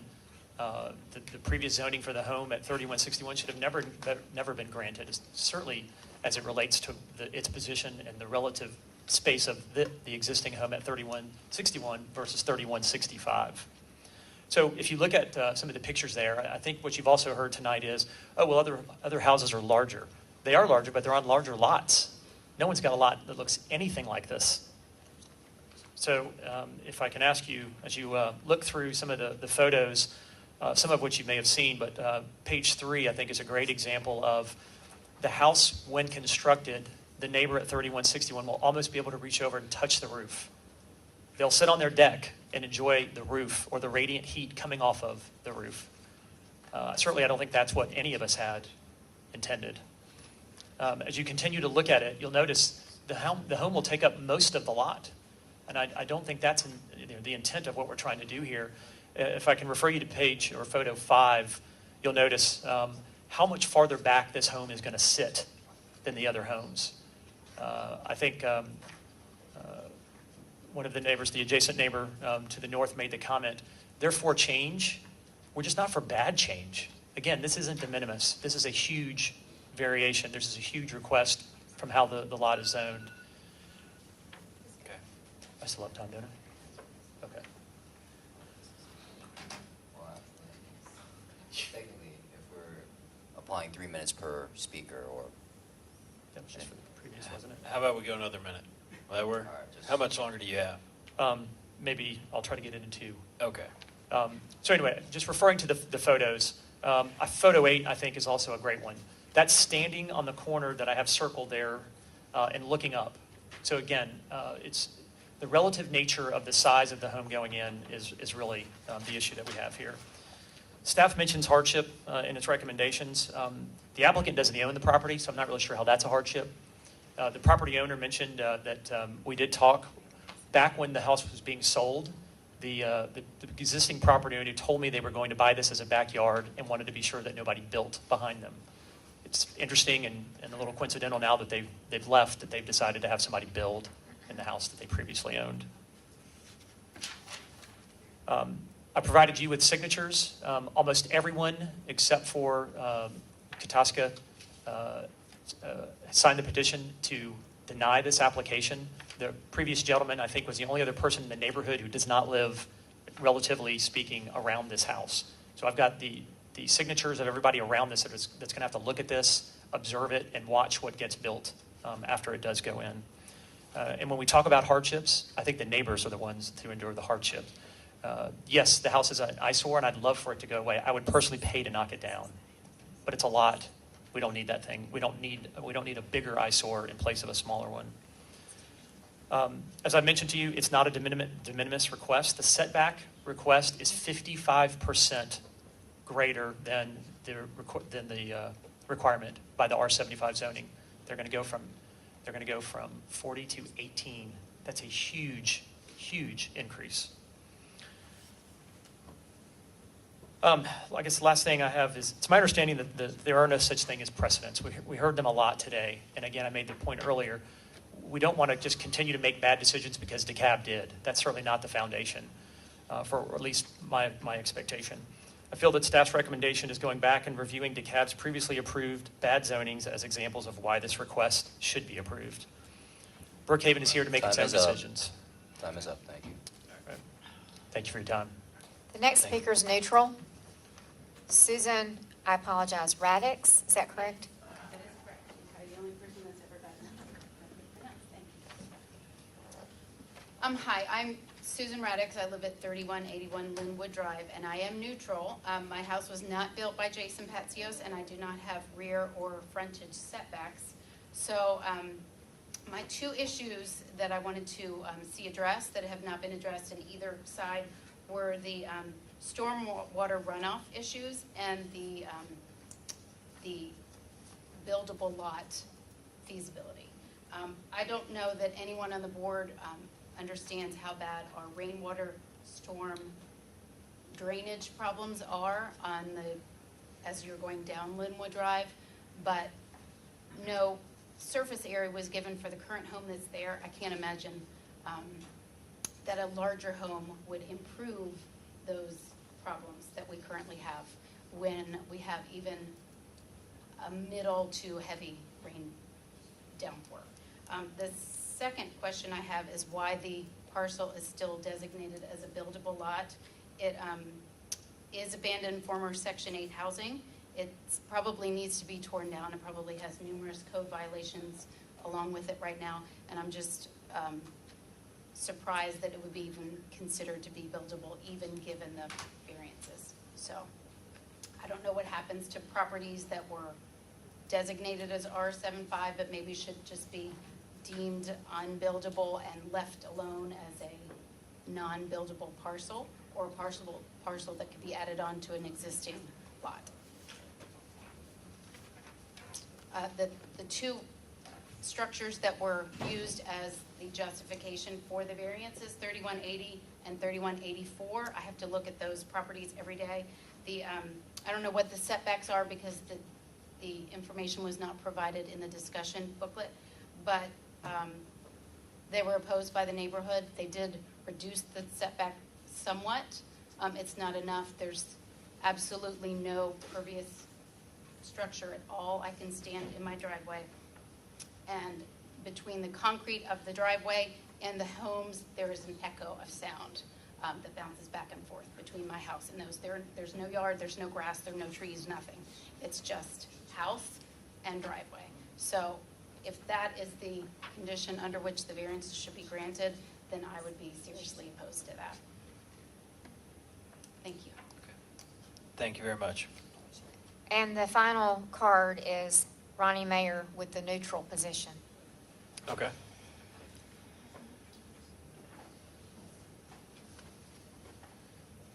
Good evening, ladies and gentlemen. You'd have never thought when you accepted this position you'd be here late at night and have to play good guy, bad guy. I came to one of the meetings. Yeah, I came to one of the meetings a few weeks ago, and one of y'all's always trying to play good guy. Sometimes there's not such thing as playing the good guy, it's the right guy. It's a hard job what y'all are doing. It's got to be a hard job. Time is up. But what you got to do is you got to put your mindset. What we're gonna do? Give me another minute or two. Sure. All right. You got to put your mindset of doing the right thing. And I love how the young lady here said change. That's a great word because a lot of people can't handle change. Change is good. You have to look at things from different aspects, from a wall like we talked about earlier, being aesthetic for this, but for an officer of the law going, wow, I'd rather have a planting box there. So if there's a woman on the roof of the parking deck having a problem, she can scream and you can hear her. There's not a wall there, and all she's going to do is holler at a wall. Having a driveway wide enough for a fire engine. The problem over there is not this development, it's just the growth. It's just, this area was not planned for this years ago. And what you need to do is a few things I want y'all to do. I want y'all to go home tonight or tomorrow night, and I want you to listen to yourselves on TV and listen very loudly with a nice set of headphones and just listen how you sound and just see. But I want you to go tomorrow morning to Starbucks and look at the driveway like they said. It's nothing to do with their development at all. It's to do with just the people in a rat race of in a hurry, this, that, and the other. In the next 2 or 3 months, though, you'll see a little bit of, we're going to lose a little bit of the traffic around there because they're opening up the bridge for the 400 flyover ramp. So when you leave out of Buckhead, instead of having to come Peachtree to Dresden, all that stuff, you'll go south on 400, one exit to 85 going north, and zoom, you're gone.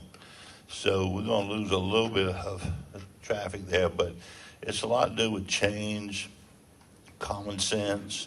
Ashford Park, I've been involved in. I've been a community leader for a long time. I love seeing all these young couples at Linwood Park. I remember when it was just the hood. I went to high school with all my buddies over there. And it's changed. And it's just all over, that you're going to have change when the whole apartment complex was over there with town Brookhaven. Ashford Park pulled out of the BPCA because we didn't agree with anything. It didn't affect them a bit, and they were trying to control what we said, so we pulled out of that, and that's one of the main reasons that you see town Brookhaven being as successful as it is, because we pulled out and said that we wanted it and wanted it badly. Thank you. Thank you, Mr. Mayor. All right. Well, that concludes the, actually, sorry, we do have rebuttal. Apologize. I do appreciate y'all being here so late. So I'll keep it as brief as I possibly can. I don't think I need to give y'all a primer on constitutional property law and the fact that because the neighbors want it as a backyard, that's not really their decision. That lot was created prior to zoning being placed on it. It is a legal non-conforming lot of record. The city, I guess, would have the option to condemn it for fair market value for a park, but at this point, this property is under contract.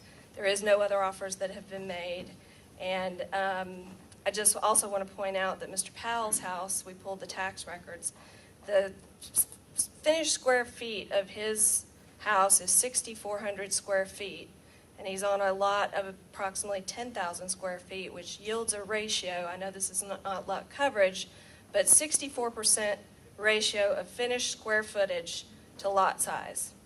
We're proposing 64% with ours, with the size of the lot. So yes, they have bigger houses, they have bigger lots. The house that Jason is proposing for this lot is in keeping with the size of the lot. The variances are not any more extensive than what is already existing on the property with the existing old ugly house. So this is going to be an improvement. And with regard to the stormwater, we've agreed to the staff's conditions, which conditions 2 and 3 address. So we should actually improve that situation, at least on that particular lot. So we would ask that you grant this. Thank you. Thank you very much. All right.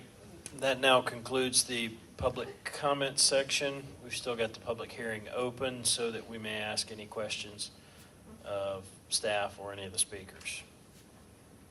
Would anyone like to start any discussion?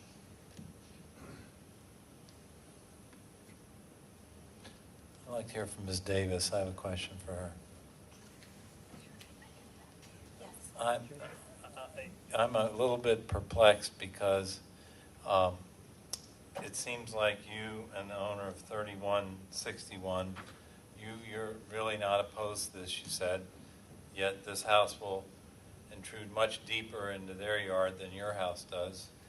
You seem to be okay with that, and I see great, we've heard the term, what is it, hypocrisy or something?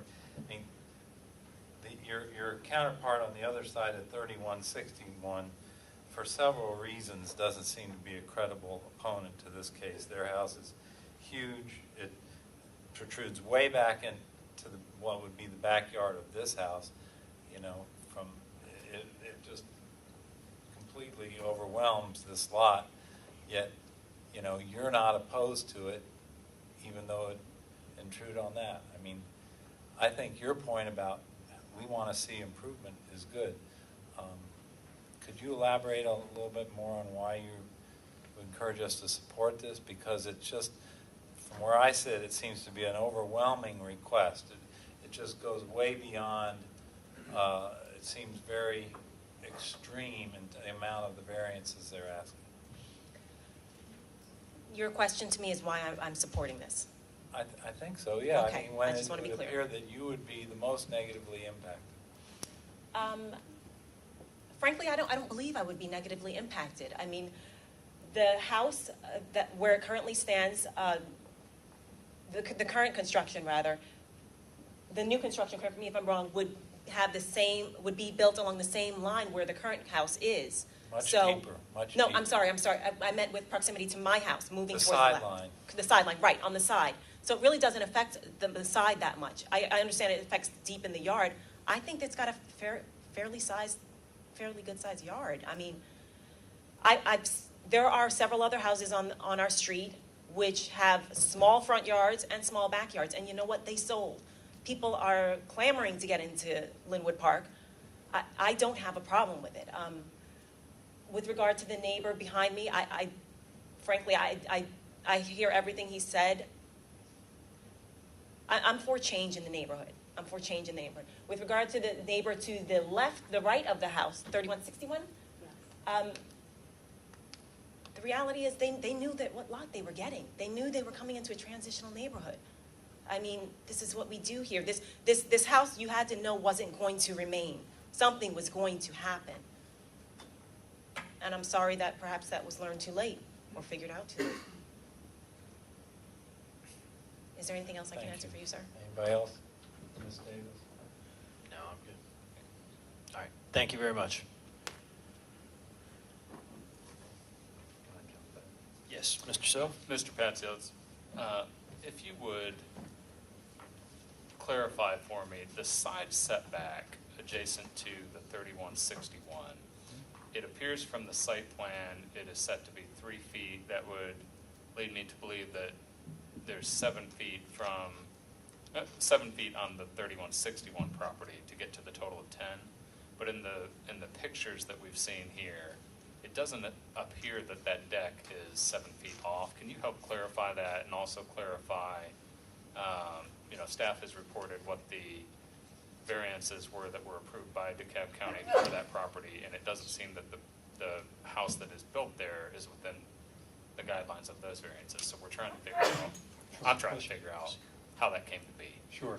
First of all, I'd like to start by saying, and a lot of the neighbors may not realize this, that Linwood Park was granted variances long before we were here, before I was born, that we enjoy. There's a blanket variance that both DeKalb County and Brookhaven have adopted. It allows us to go up to 3 feet to the property line on the side yard, as long as we maintain 10-foot separation from the main structures. The main structure at 3161 to the right of that property is 21.5 feet away from the proposed structure we're going to build. That's the main structure. The structure, we'll see the corner of the house on the right-hand side, 3161. That's the corner of 3161. So to clarify, it would not include the deck. That is correct. Thank you. Okay. I think that answers my question. Absolutely. The structure, the main structure.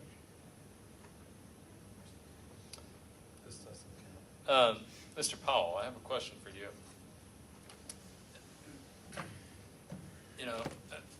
you made a couple comments that I found interesting. One, that I wholeheartedly agree with.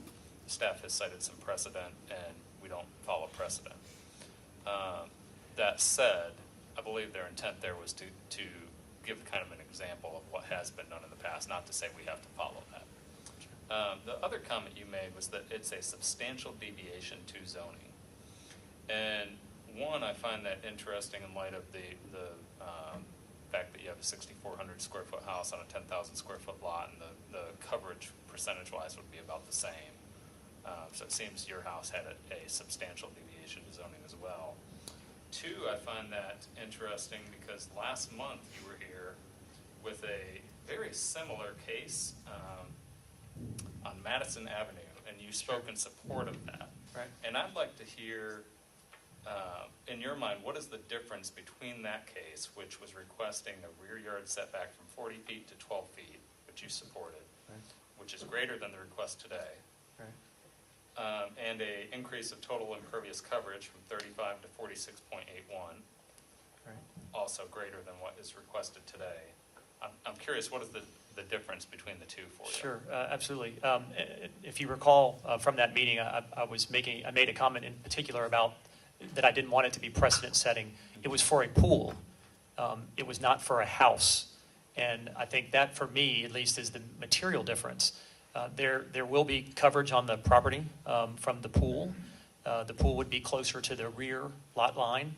And so the increase in the coverage on the lot and the setback were related to the in-ground pool that will be there. So as a property owner to the rear or to the side, I'm not going to see any giant structures. There's going to be something in the ground. And in my opinion, at least in why I was in support of it, was it is in the ground. I don't look at that as a home. I don't look at that as a fixed structure that I think would impede anyone's visibility in looking in the backyards or anything to that effect. Can I jump in real quick? If I can just follow up on that real quick. Yeah. The pool was actually to a setback of 4 feet, right? With The structure itself, yes, correct, with a big old wall there. The structure itself was a setback to 12 feet, which was still greater than what we have before us now. The structure? The application last month, which was approved, was to reduce the rear yard setback from 40 feet to 12 feet, and then reduce the setback for a swimming pool from 10 feet to 4 feet along the rear property line. Right. But the structure was 12 feet. Right. So I'm just torn as to why you would support that. But Sure. So if you saw the details from that, the home that backs up to it and the homes that are adjacent, the home that backs up to it has a significant amount of property between it and the adjacent property, this new property that's being zoned. So again, just looking at it from the perspective of the adjacent neighbors, we didn't hear any objection from the adjacent neighbors. Asked for them to comment on whether or not it was going to be an issue. A big part of this is we're not against the building of it. It's just we're trying to take into account what the neighbors think about the property. And at the time, we didn't have anybody that was arguing against it. And again, looking at it relative to these other homes, I think is what's material here. If you look at the surrounding homes in that case, I think it's materially different than the surrounding homes in this case. The homes, the lots are closer. The homes are set back differently. And so the finished product is going to be, I think, again, in my opinion, it's going to be materially different than the previous case. So I guess as a follow-up there, you didn't have opposition from the neighbors in the case last month. Clearly there's opposition here tonight. Some of the opposition that we saw via email argued that the onus should not be on the neighboring properties to come out and speak out against this. But that seems to be the case that you just made, is nobody spoke out against it, so we should approve it. No, I don't think I said that, or if I did, I apologize. In talking to the neighbors there, we didn't have anybody that was against it. Right. Is that what you understood? But because nobody was against it, a application that was greater than, or a variance request that was greater than what we have before us tonight, you did not deem to be the substantial deviation to zoning that you deemed this to be. I'm just torn with that.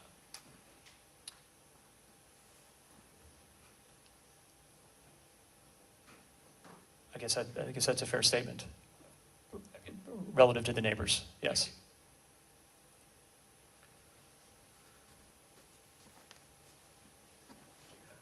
Yeah, well, I've got, well, Mr. Powell, I got a quick question for you.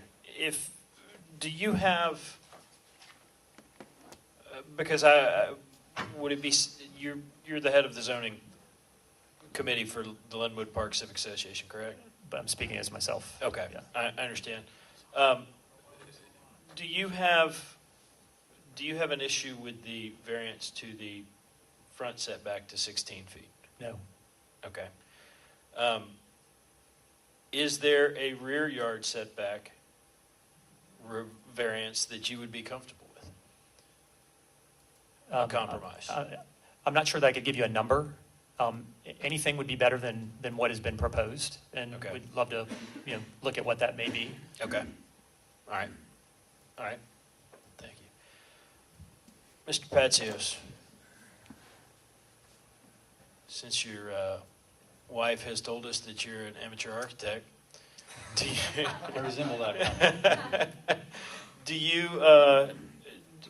you see any way to reach a compromise and lessen the impact? It seems like the 18-foot setback is where is the sticking point.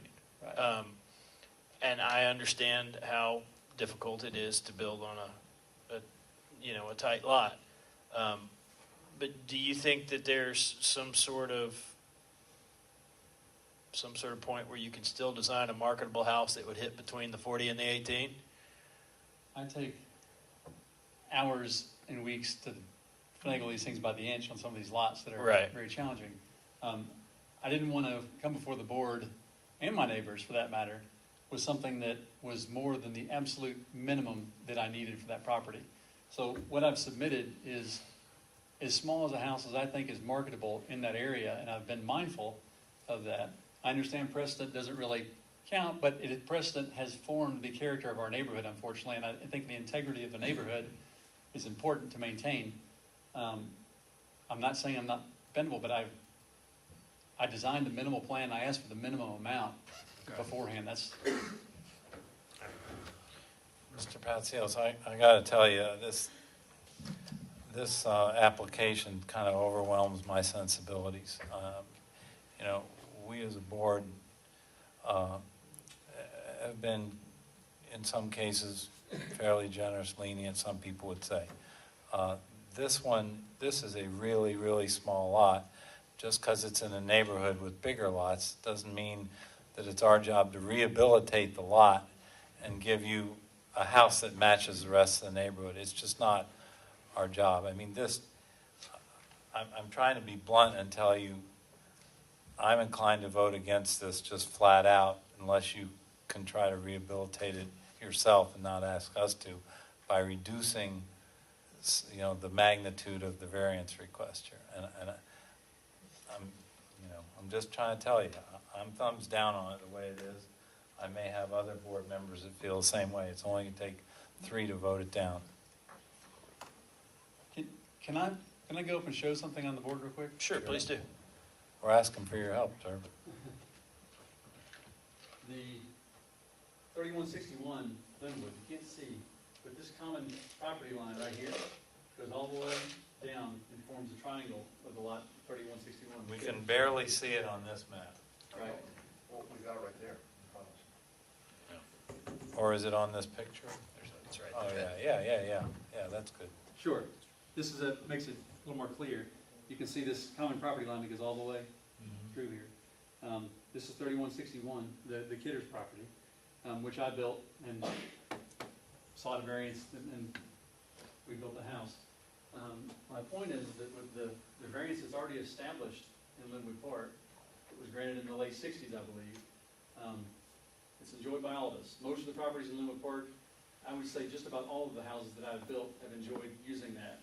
They figured out back then that we needed a remedy for it. It was blanketed as R75 and a non-conforming status subdivision. Instead of coming before the board every time for variances, they say, you know what, we're redoing the neighborhood, let's let them do this. So this property right here, 3161, is 3 feet from the property line per that already approved variance. To say that this property will be egregiously closer is not correct. If you were to take the rear average setback, if you would, of this property here on this common property and go here, it's just about in a line with what's already there. So, Well, we're not objecting so much to the side issues here. It's not even a variance request on the sides. right. We aren't expressing any concern with the front because the averaging concept leads to a uniform appearance. Does your plan, by the way, involve taking down both those trees in the front yard? It Because would the have- driveway would appear to take down the bigger It tree. would, they would be compromised just to be able, with the root zones and impaction of those trees. Unfortunately, it would have to come out. But I guess it's just, again, if you could do something with that, the degree of the rear setback, you might get some headway with us. I don't know until we take a vote how it's going to go, but I can't support your rear setback request. If I may, can I describe the layout of the floor plan? Sure. The house, taking into account, first of all, I made aware to Alan Powell and the other neighbors that I would be sensitive to them, which is, I am. I've built in Linwood Park many houses through the years. I live and work in the same place. Neighbors are welcome to come up to my door. They often do. That I've built houses for. I couldn't make any promises. I've got to make sure I get the property or approved a variance. But I will be sensitive to the fact that those folks that I have been neighbors with over the years, that I'm building the house that they're going to be looking at. That's really all I can say. The covered porch on the proposed site plan was done. Where is it? Where is It's it? the shaded region. It's the shaded region. Okay. The house is designed kind of as an L right here. The covered porch is done this way on the main level so that the people, when they're inside the great room and they're on the deck, the caterers next door won't be looking at each other through there. There's a roof that actually is covering it. This is part of the lot coverage. If it were just a deck, it would be a little bit less, but I figured the privacy was needed for both people. So I took that into account. The great room that's drawn here is of minimal size. I mean, the house is 2,280 square feet, basically. 2 stories, Correct. not counting the garage. Well, the garage is on the main level. Right. The house is 2 stories above that. It's crawl space. I understand the drainage issues. We spent a lot of money in Linwood Park over the years on correcting the drainage. Unfortunately, this part did not get corrected. So all the properties along this common property line, or this common rear property line right here that we were talking about, have an issue. These people's property dump into here, this dumps down this way, and unfortunately, it does end up down in the Radix yard at the bottom of the street. I did tell Greg and Sue that I would, building the house, we have the right, we have the ability to actually control the water that wasn't there prior to when you have an empty lot. There's a functionally obsolescent house there with fallen down gutters, if it's even on there as well, I can't remember. But we do have the ability to control the water, put in the infiltration devices, and control it. So in my opinion, I know we can control it better than what it is now by using the existing topography, since we're not putting a basement in the backyard.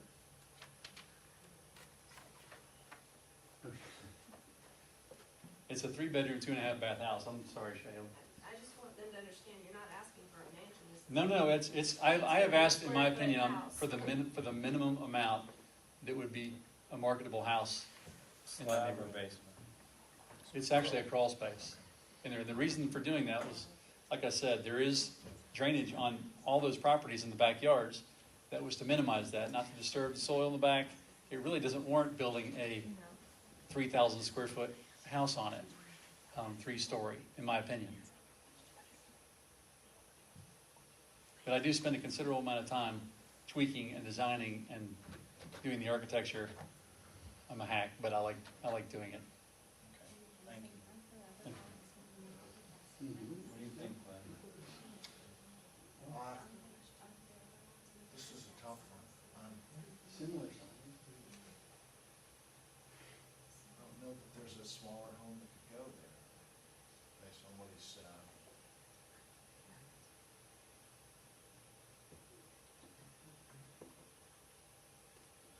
I don't know.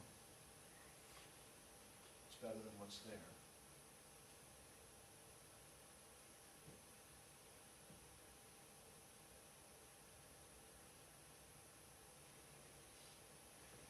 or not? I guess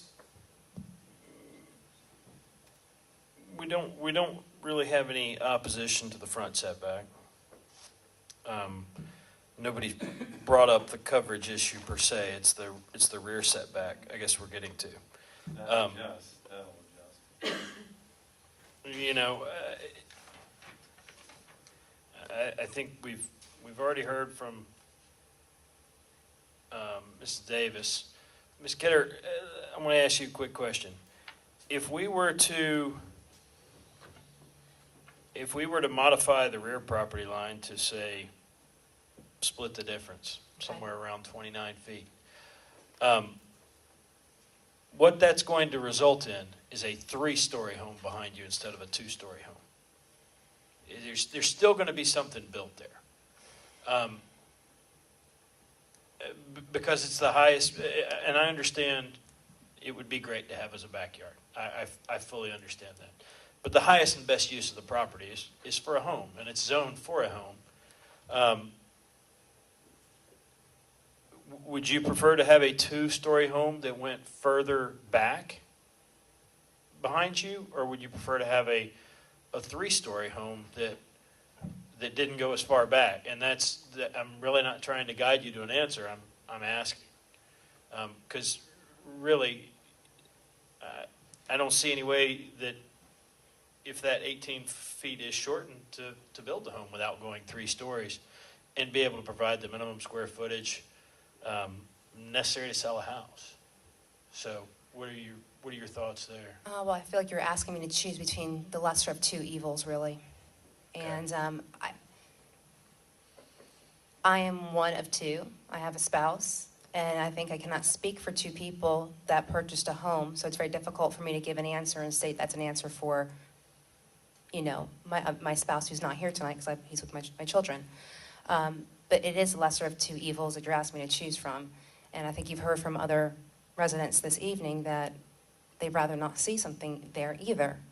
Why not change the lot as how it's the non-conforming lot? Can that be changed? Yeah, that's not a power that we have. Okay. We grant variances to development standards, but we have no power to rezone. You know, so we can't just condemn a lot or anything like that. Right. You know, and so it seems to me that the way the lot is currently designed is pretty much appropriate for the type of house that's sitting on it right now at 890 square feet with the dimensions of that house, and that's why that house fits on that lot. It may not fit in the style of the homes that we have now on Linwood Drive, but I think from a size perspective, that's why it fits. But it doesn't fit. The home that's there right now is beyond all of the setbacks. And I agree, it doesn't fit from, it may not, I think that's the best type of fit for what you have. Okay. So I'm not saying that it's a perfect fit, but I think that is the lesser of evils. Now, can Jason work within that? Work within that? I don't know. Okay. Did I answer your question as much as I could? As much as you could, and I understand your reservations for one, and I'm not asking you to make the decision for us. I was just trying to honestly get some feedback on it, because I think that's kind of the point where we're at right now. It just feels very intrusive from the backyard variance that's being asked. Right. And there's no, I think Jason Patsios makes a great home. I purchased a home that he built. So I don't think that's the issue of quality of home. It's how intrusive it is to 3161. Okay. Thank you. Thank you very much.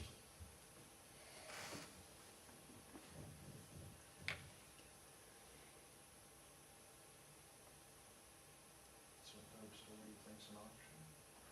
Well, I think that's for Well, I know, I understand that. but- that's for Mr. Patsios to say. Well, I mean, Tim, I'd vote against this as is. I'd vote for it with a reduction of the back setback and a commensurate reduction in lot coverage ratio. But I'm just saying. I don't to know. what?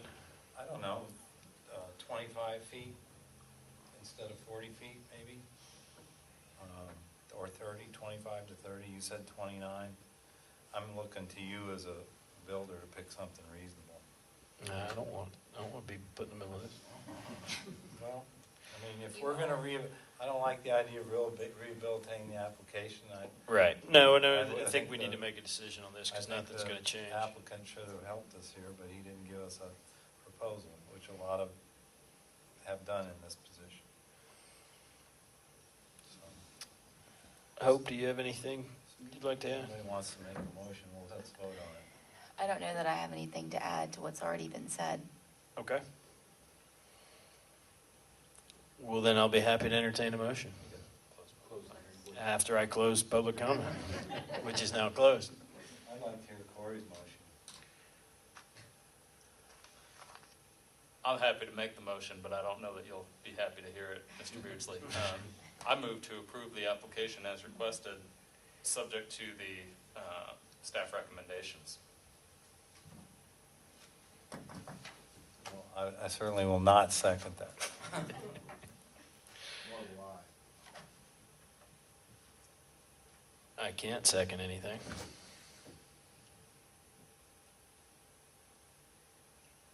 I take it to the silence. The motion fails. So now I'll entertain. Motion dies due to the lack of second. It failed due to a lack of a second. All right, so I'll entertain another motion.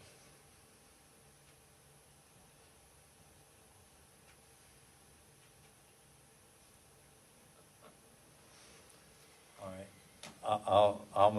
I make a motion, we approve the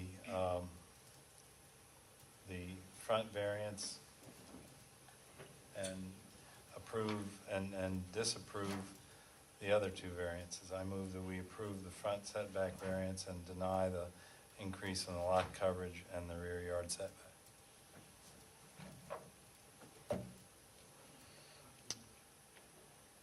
Okay. Do I hear a second? Can we give a number as to what we would approve for the rear yard setback if it's Yes. less? You can make a motion which changes the rear yard setback. We have a motion on the floor. But there's a motion on the floor that we need to see if we can get a second for. To change the rear yard setback, which will change the rear yard setback from what's being requested. That is correct. But we have a motion on the floor which has not gotten a second yet. I'm still The waiting. motion on the floor to specify what No. the- The motion on the floor specifies granting of the front yard setback and denial of the other two variances. Okay, and just a point of procedure. The effect of supporting the denial of the variance for the rear setback, what effect does that then have on them? It would preclude them for 2 years from seeking a rear yard setback variance. Okay. So, would it maybe be, if the motion. You- yeah, we're if talking to motion the that board. Mr. Beardsley's proposed carries, and it might, that could preclude you then from revisiting this issue for 2 years. Right, public comments closed though, so we're I'll just talking. explain my motion. Let me explain Okay. my motion. My motion was made, we had a motion that failed for lack of a second for just approving it as is. I made a motion to deny the factors we're finding objectionable without trying to rehabilitate it. So if my motion can't get a second, or if my motion can't get a second, then we're left with a choice that requires rehabilitation. The only compromise to get a decision tonight would be somebody make a motion for a compromise. Okay, so I'm kind of calling that question. And I wouldn't hurt my feelings if I didn't get a second, but I'm trying to demonstrate that if I get a second, we're going to have a vote which could end the discussion. Mr. Curry? My view would be this: you've been asked to either approve or deny a variance. There's then no indication that the applicant would agree, to a different establishment of the backyard variance. So my position for you is that you've been asked to either vote up or down on what's been applied for unless he chooses to withdraw it, which he can do. That's why I made my motion. I thought you were changing the backyard setback. No, my motion is to deny the backyard setback altogether and to deny the lot coverage variance altogether. I talked about rehabilitating, but my motion Okay, is so not you're to just voting for a rehabilitate. denial. I'm voting for Excuse denial me, on excuse 2 me, of the Mr. 3 Beardsley, I'll variants. sit down. So there's a motion on the floor. There is a motion on the floor. Do I hear a second? I'll second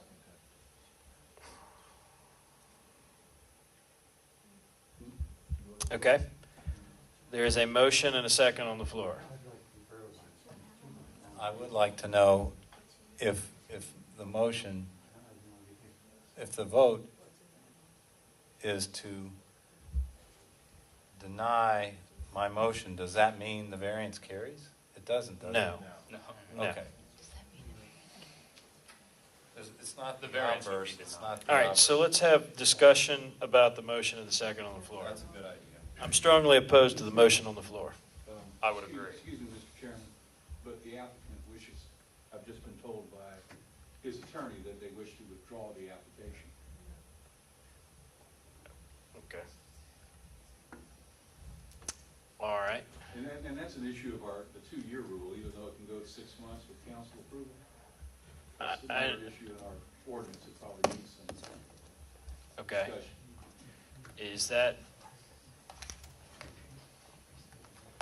Can the Can they applicant? withdraw at any point in time during our deliberations? Why don't we deliberate for a Yeah, little let's bit? have some board For a discussion couple more before they minutes, and withdraw. we're not going to make any votes.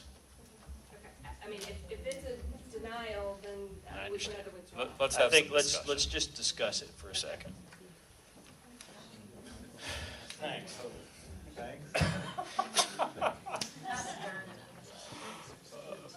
Okay.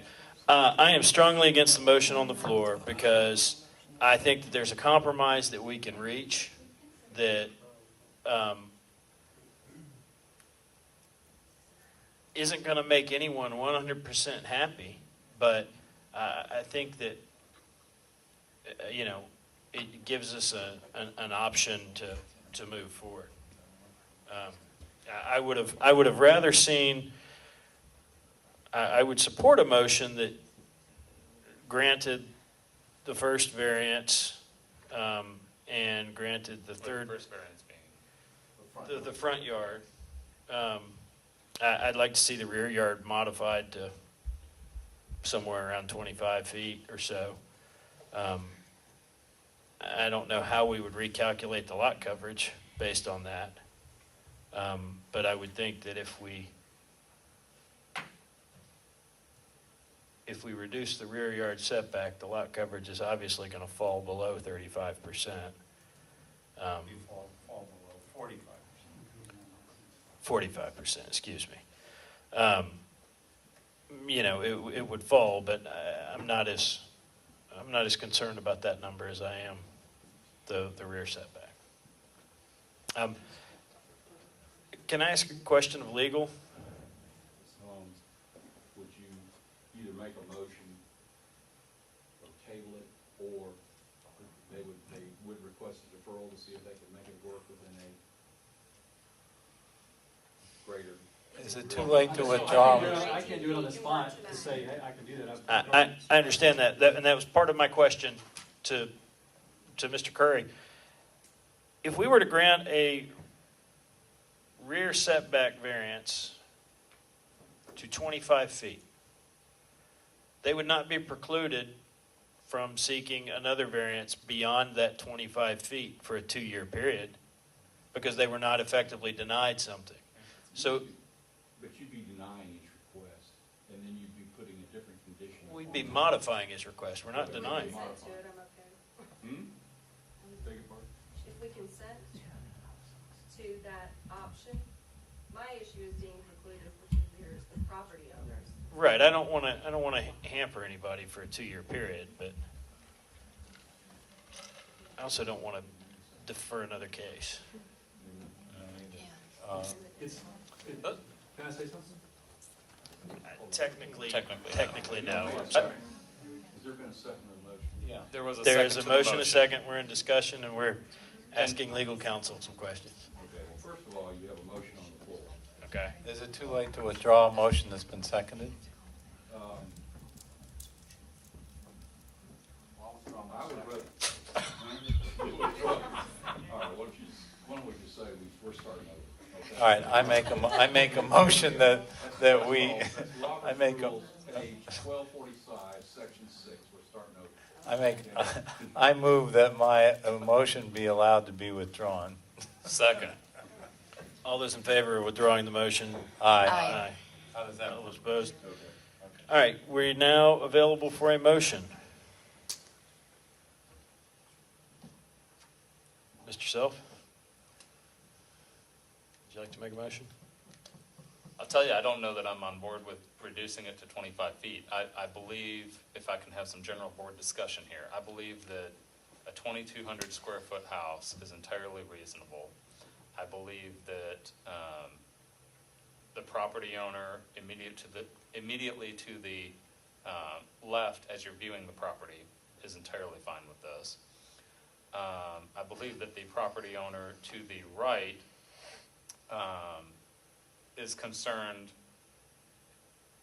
it is somewhat biased in that they would like to have a backyard, and while I'm sympathetic to that, I'd love to have a bigger yard myself.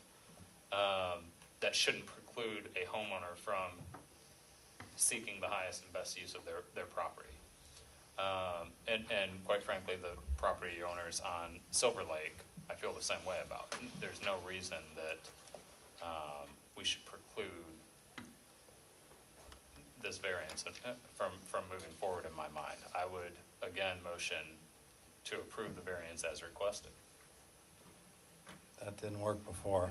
I'm just telling you, I'm not making a motion that. Would buffering the back property line make any difference to you all with large trees? You know, when Mr. Namo said that the three-story house would be built probably with a reduced rear setback, that would actually be more in keeping with the 3161 house, which is what amounts to a three-story level compared to this lot.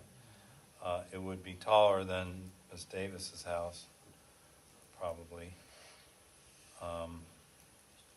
Particularly if it's still done on a crawl space, you know, that elevates a little more, so. Yeah, I mean,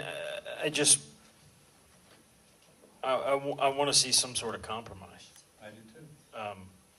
And that's why I'm suggesting. Well, I can't propose it. Corey's not doing it. You're not going to do it. Hope or Glenn? I'll give you a compromise. I approve, or I approve. I motion to approve the application with the build lines as set on the site plan, with an additional stipulation of adding appropriate trees to the back property line to provide that buffer. I don't know if that makes anybody feel any better, but I would agree to that. I just don't see that a 2,200 square foot. You can add that additional condition. Right, absolutely. We've done it before. Mr. Self, you don't, I'm not a botanist, I have no idea. you wouldn't support reducing the backyard setback? I don't know that, so I have an 1,800 square foot home right now. It's a 3-bedroom, 2-bath. It's not that much smaller than what Mr. Patsios is suggesting he would build. If I could have 2,200 square feet, 2,280, whatever it is, I would love to have that because we are so tight in our house with 2 children, my wife and myself. I think that is the smallest house he can build and still be within the general feel of the Linwood Park neighborhood. I think if we reduce that rear setback and he is forced to go up a story,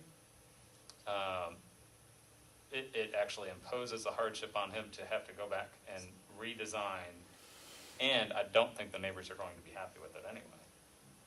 So why change it? we've got a petition, all kinds of oppositions. Well, that's fine. Where are they?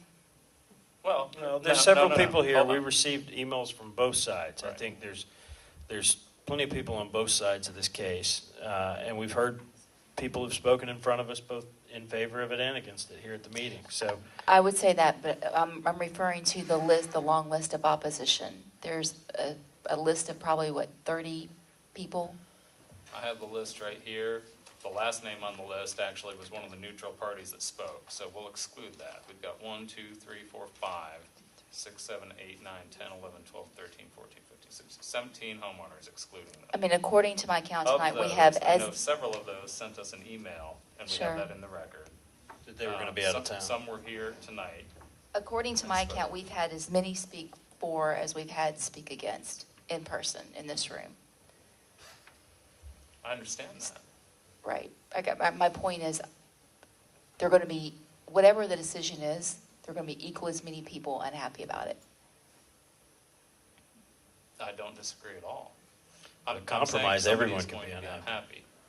I'm With a sorry? compromise, everyone could be unhappy. Right. Right. And that is my point, is half the group is going to leave unhappy tonight. So we have a motion on the floor right now, right? No. We rescinded it. I did not rescind mine. No.